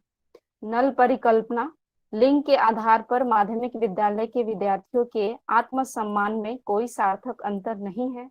लिंग के आधार पर माध्यमिक विद्यालय के विद्यार्थियों के शैक्षणिक उपलब्धि में कोई सार्थक अंतर नहीं है। माध्यमिक विद्यालय के विद्यार्थियों में आत्मसम्मान तथा शैक्षणिक उपलब्धि के मध्य कोई सार्थक संबंध नहीं है। शोध उपकरण, आत्मसम्मान श्रेणी निर्धारण मापनी और तथा शैक्षणिक उपलब्धि परीक्षण, ये दो शोध उपकरण स्वनिर्मित और वैधिकृत बनाए गए हैं और इसके माध्यम से सूचनाओं को एकत्रित किया गया है। शोध विधि, प्रस्तुत शोध में आंकड़ों के संग्रह के लिए सर्वे विधि का प्रयोग किया गया है। जनसंख्या, वर्तमान अध्ययन की जनसंख्या पटना जिला के माध्यमिक विद्यालय के विद्यार्थी को लिया गया है। प्रतिदर्श, वर्तमान अध्ययन सरल यादृच्छिक प्रतिदर्श चयन पर आधारित है। बिहार राज्य के पटना जिला के माध्यमिक विद्यालय के कक्षा 9वीं के विद्यार्थी को प्रतिदर्श के रूप में लिया गया है। कुल 50 प्रतिदर्श शामिल है, जिसमें से 27 बालिकाएं हैं तथा 23 बालक हैं। सांख्यिकी प्रविधियां, माध्यम, मानक विचलन, अनुपात परीक्षण तथा सहसंबंध का प्रयोग किया गया है। नल परिकल्पना 1, लिंग के आधार पर माध्यमिक विद्यालय के विद्यार्थियों के आत्मसम्मान में कोई सार्थक अंतर नहीं है, तालिका के माध्यम से प्रस्तुत किया गया है, जिसका निष्कर्ष ये निकला है कि उपर्युक्त तालिका से स्पष्ट है कि लिंग के आधार पर प्राप्त टी मूल्य का मान 1.64 है, जो 5% सार्थकता स्तर के तालिका मान 1.672 सारणी मूल्य से कम है। इसलिए नल परिकल्पना स्वीकार किया जाता है, अर्थात लिंग के आधार पर माध्यमिक विद्यालय के विद्यार्थियों का आत्मसम्मान में कोई सार्थक अंतर नहीं है। ये इसको आकृति के माध्यम से प्रस्तुत किया गया है। ओके, नल परिकल्पना 2, लिंग के आधार पर माध्यमिक विद्यालय के विद्यार्थियों के शैक्षणिक उपलब्धि में कोई सार्थक अंतर नहीं है। निष्कर्ष से ये ज्ञात हुआ है कि लिंग के आधार पर शैक्षणिक उपलब्धि का प्राप्त टी मान 0.023 है, जो 5% सार्थकता स्तर के तालिका मान 1.672 सारणी मूल्य से कम है। इसीलिए नल परिकल्पना को स्वीकार, लिंग के आधार पर विद्यार्थियों की शैक्षणिक उपलब्धि में सार्थक अंतर नहीं है। इसे भी आकृति के माध्यम से प्रस्तुत किया गया है। नल परिकल्पना 3, माध्यमिक विद्यालय के विद्यार्थियों में आत्मसम्मान तथा शैक्षणिक उपलब्धि के मध्य कोई सार्थक संबंध नहीं है। तालिका का विश्लेषण इस तरह से है। उपर्युक्त तालिका से स्पष्ट है कि प्राप्त सहसंबंध मूल्य 0.28 है, जो 5% सार्थकता स्तर के तालिका 0.79 सारणी मूल्य से अधिक है, अर्थात विद्यालय के विद्यार्थियों के आत्मसम्मान तथा शैक्षणिक उपलब्धि के मध्य संबंध है। निष्कर्ष, वर्तमान समय में आत्मसम्मान व्यक्ति के विकास में अत्यंत आवश्यक है। आत्मसम्मान के कारण व्यक्ति के संपूर्ण व्यक्तित्व पर असर पड़ता है। इसका प्रमाण प्रस्तुत शोध में मिलता है, जो दर्शाता है कि माध्यमिक विद्यालय के विद्यार्थियों के आत्मसम्मान तथा शैक्षणिक उपलब्धि के मध्य सार्थक सहसंबंध है। धन्यवाद sir.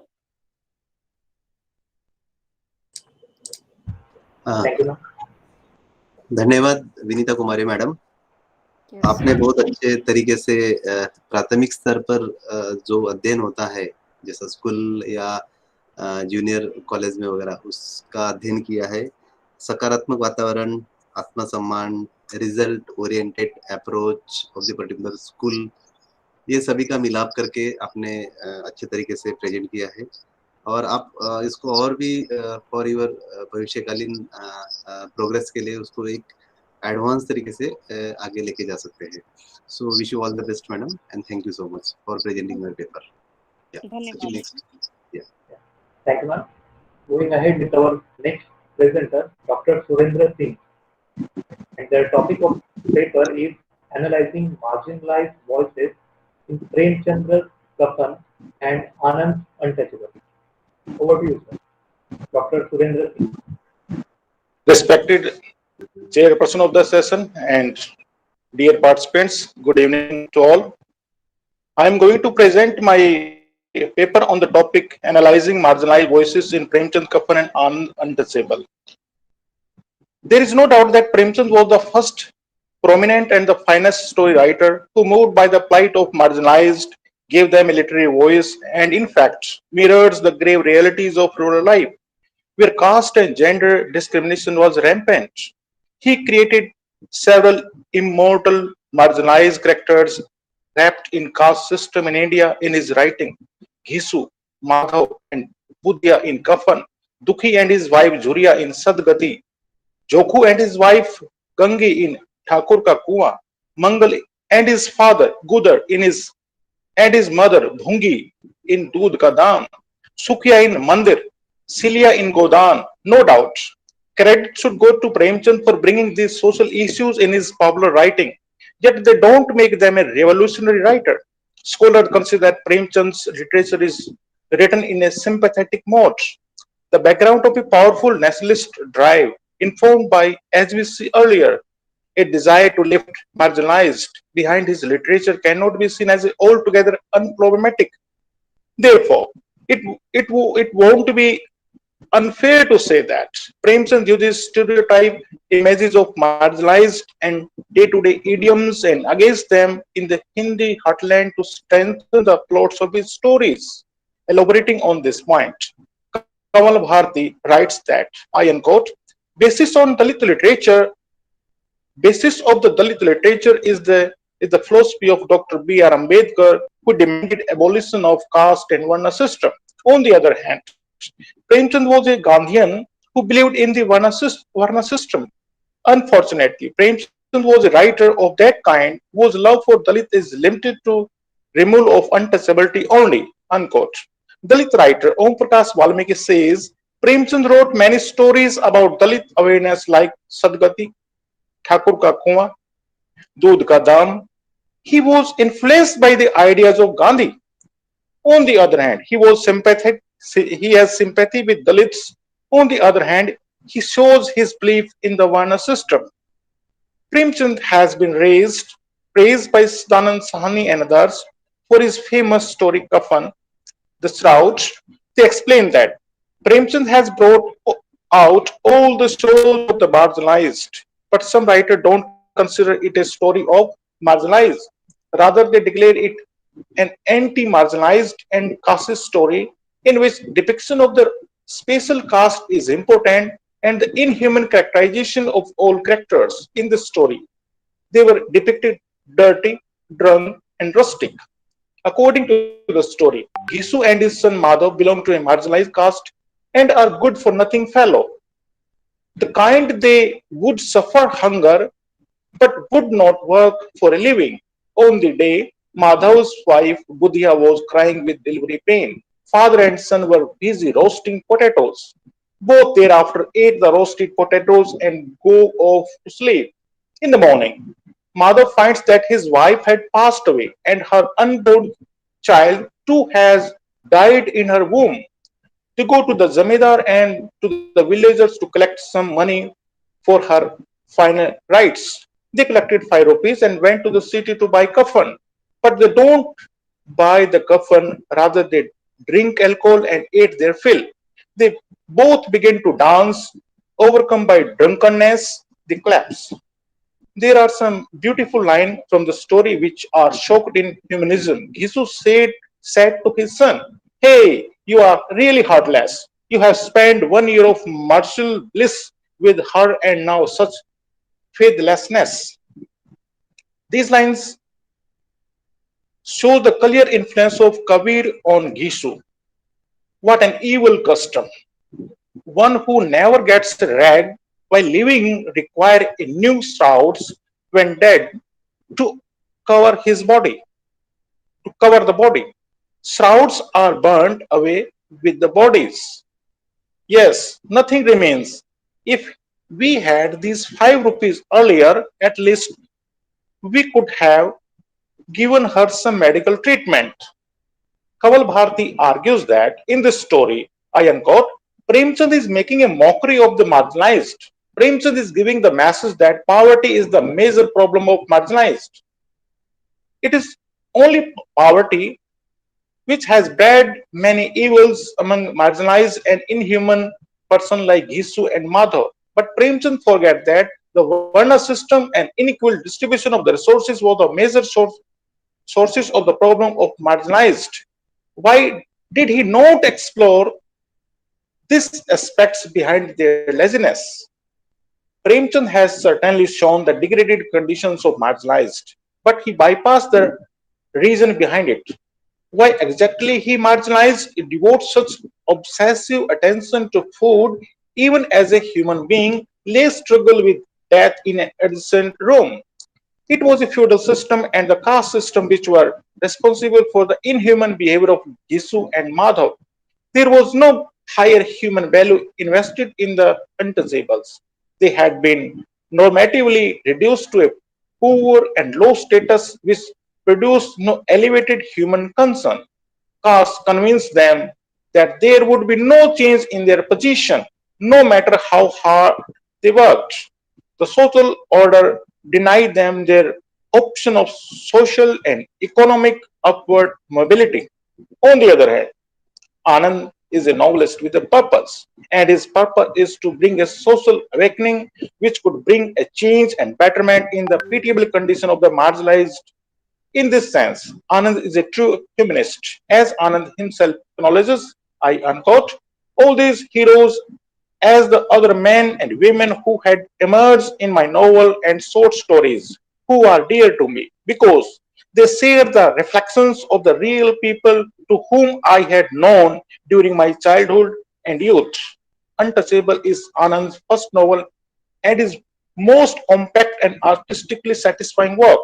This novel describes one day in life of 18-year-old Bhaka, who is treated like dirt by all Hindus just because his profession is to clean latrines. The distinction of Anand's writing lies in capturing Bhakha's work ethics. Bhakha tackles his odious job with a conscientiousness that invest his moments with beauty. Anand narrates such humiliation in real words, and his pain pictures has great quality as it is derived from the society. Anand has used real Indian words to make the novel real. After much humiliation, meanwhile, he began to feel hungry as if rats were running around in his bell. Searching for food, he began to spit a while feculent spittle on the dust as he hurried out of the town. But the final outburst came out from Bhakha's heart compassionate. It looks like the Anand was waiting to write the outburst of Bhakha. Even Bhakha burst out with an explosion, more sudden than the manner in which he was normally wont to utter a speech. I unquote, they insulted me this morning. They abused me because I was walking along. A man happened to touch me. He gave me a blow, and a crowd gathers around me, abusing, and they think we are mere dirt because we clean their dirt. That Pandit in the temple tried to molest a Sohini and then came shouting, polluted. The woman of the big house in the silversmith's gully threw the bread at me from the fourth story. I won't go down to the town again. I have done with the job. For Bhakha, these incidences make his blood boil. He feels a wild desire to retaliate, and yet there is a futility written on his face. He knows that he will not cross the boundaries drawn by the tradition. addition, the incitement of the touching and the attempt to the temple priest to rape his sister Sohini to surrender her chastity poison all that happened subsequently. In this context, William Wallace comments that, I unquote, humanism is quality working through coolies, where Anand shows himself as one of the first Indian writer to look on the savagely neglected, despised, and maltreated poor. Anand was a social reformist and scientific humanist. So in the novel, he projects real theme, real problem, and real solution. He has concern with marginalized, so he has raised the issues, realized the reader to have pity and compassion for marginalized, and finally, Anand provides solution to remove untouchability. Like true humanist, he rejects God, fate, religion, past, and future generally, and he believes in the supremacy of man specifically. In his opinion, there are the forces which divide man into caste and classes. So it must be eschewed. His philosophy believes in democracy, socialism, and the peaceful coexistence of all citizens. He further says that all people must have freedom, social, economic, political, intellectual, and emotional, without any encroachment upon each other's freedom. I conclude, literature has a very important fundamental role in the construction of self-respect for any human being and community. In early 20th century, the same role was played by many Hindi and English writers, including Premchand and Mulkraj Anand.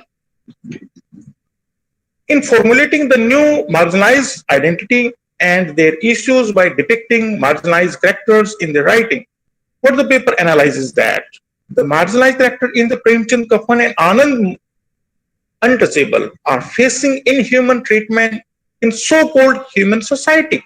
Both writers have thrown lights on the lives of the marginalized character and their exploitation and oppression on the hands of upper strata of society. They discuss various issues with regard to temple entry, utility of rituals, plight condition of marginalized, etc. But Premchand didn't portray the real reason behind their exploitation and inhuman lives, the Varna system and unequal distribution of resources. It didn't consider them as an agent of change, rather believed in the Gandhian notion of Harde Privartan. No doubt, as a story writer, Premchand remains outstanding as he desensitized the Hindi language. But Mulkraj Anand is not satisfied merely portraying of marginalized. He believes that humanism really reaches us love of man with all his weaknesses, instincts, and impulses. He thinks that it may be neglected, it may be regarded as a system of thought in which human interest, values, and dignity are held dominant. He is looking for emancipation, freedom, and more importantly, for self-respect. He considered that the literature written by many visionary writers can lead them their desired goal, that is self-respect and freedom. Thank you. Thank you, sir, for patience listening. It's all to you now, sir. So, thank you so much, Surender Singh. Your informative and very resourceful topic towards the analyzing marginalized voices in Premchand's, Kapan's, and Anand's Untouchable.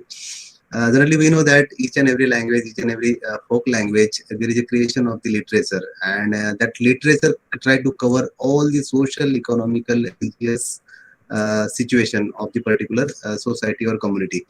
And generally, we know that each and every society there is a classification which we call as a social stratification. And when there is a social stratification, obviously there is a socialization happened accordingly.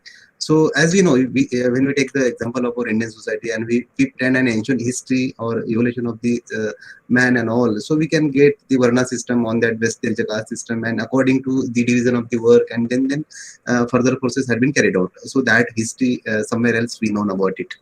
Obviously, we know in our society there are the marginal groups, there are the caste, certain caste which are suppressed, which are not in even in the age of the globalization, in main flow of the development.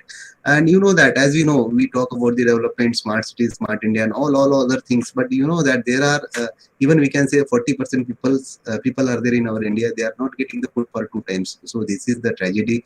And you pointly, I'm really, sir, thankful to you. You have elaborated the certain marginal things through your presentation, because it's India is the country of the social problems. We cannot deny it at all, because each and every sphere of the life there are the chain of the social problems: overpopulation, hunger, poverty, slum problem, and all. So there is a chain type reaction which we notice towards the social problems of India. And somewhere else we should be optimistic, and it's our morality, it's our ethics that we have to become the part to eliminate the certain existing problems.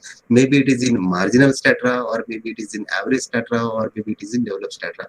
So be a good citizen of India, be alert, be a academician and all. Generally, we always try to inculcate or stimulate the minds of the young chap that they have of our country, and they have to try to the best, because I'm the professor in the VNIT, so we always run the social clubs. In that way, we try to inculcate, we try to stimulate to the young engineers that they have to do something best. And we play plenty of activities. In that way, they can have the social sense, they can have the social sensitization. So certain things, if you follow in our college, in our schools, and in our society, that half of the problems of the society we can be sort out. Let us start from us, and we try the best to eliminate the certain situation.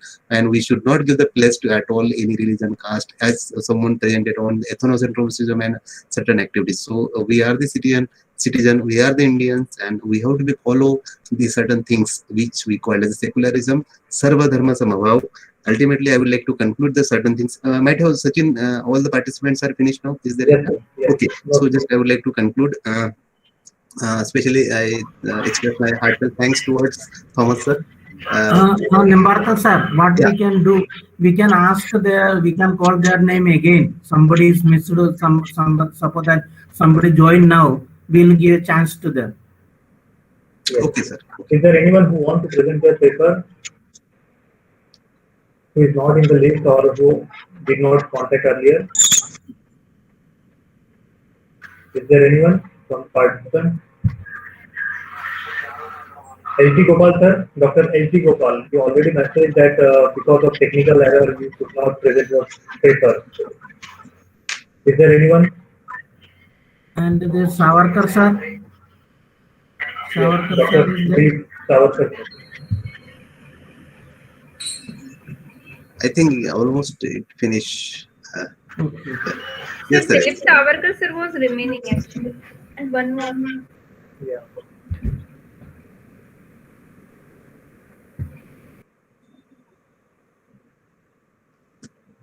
Okay, Sachin.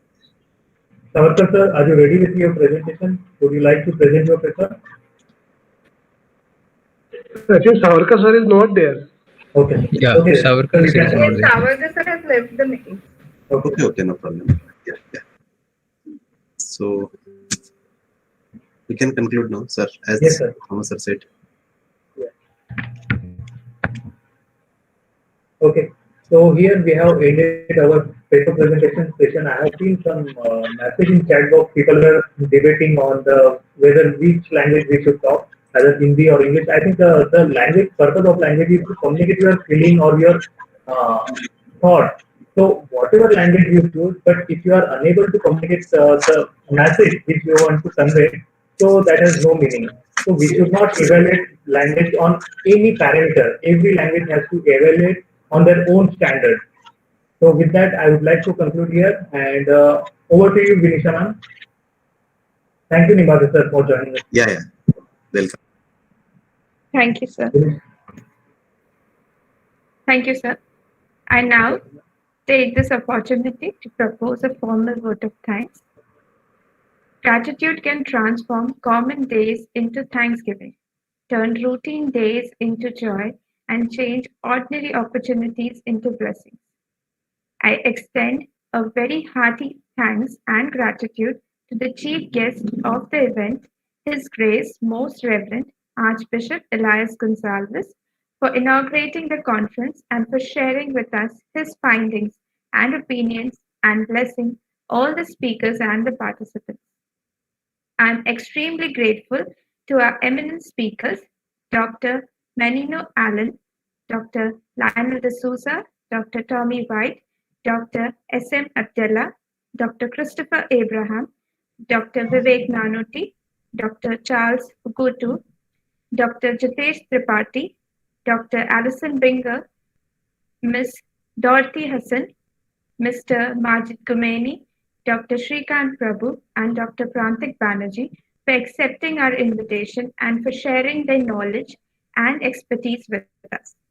It was indeed a great privilege to be able to listen to and learn from such scholarly speakers, finest one from their respective fields. I would also like to thank the management and principal, Dr. Katie Thomas, for organizing this 4-day international conference and symposium and for giving us this brilliant virtual platform to enhance our knowledge. Special thanks to University Go Global for their collaboration and constant support. I am immensely grateful to all the anchors, Mrs. Sonika Hilson, Mrs. Joyce John, Mrs. Esmeralda Joseph, Dr. Sarika Gurao, Dr. Srini Pal, Dr. Manu Jose, and for always being prepared for the last minute changes and coordinating all the sessions seamlessly and efficiently. I would also like to thank the organizing committee members, Dr. Dilip, Mr. Amar, Mrs. Kavita, Ms. Itika, Mrs. Ritika, Ms. Surbhi, Mrs.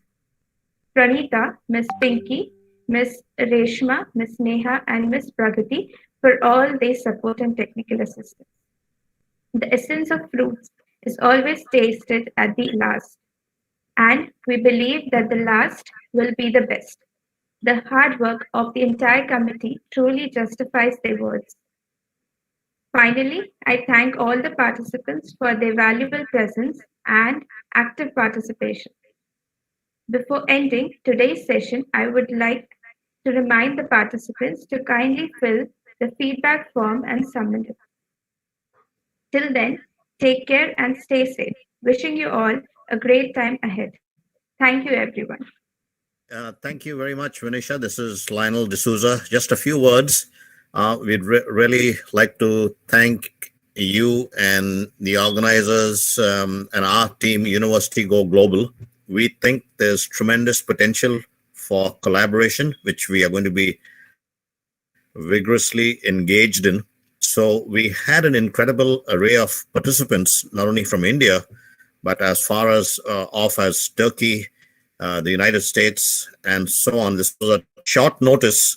We can always increase that as we did in March when we had from practically all over the world.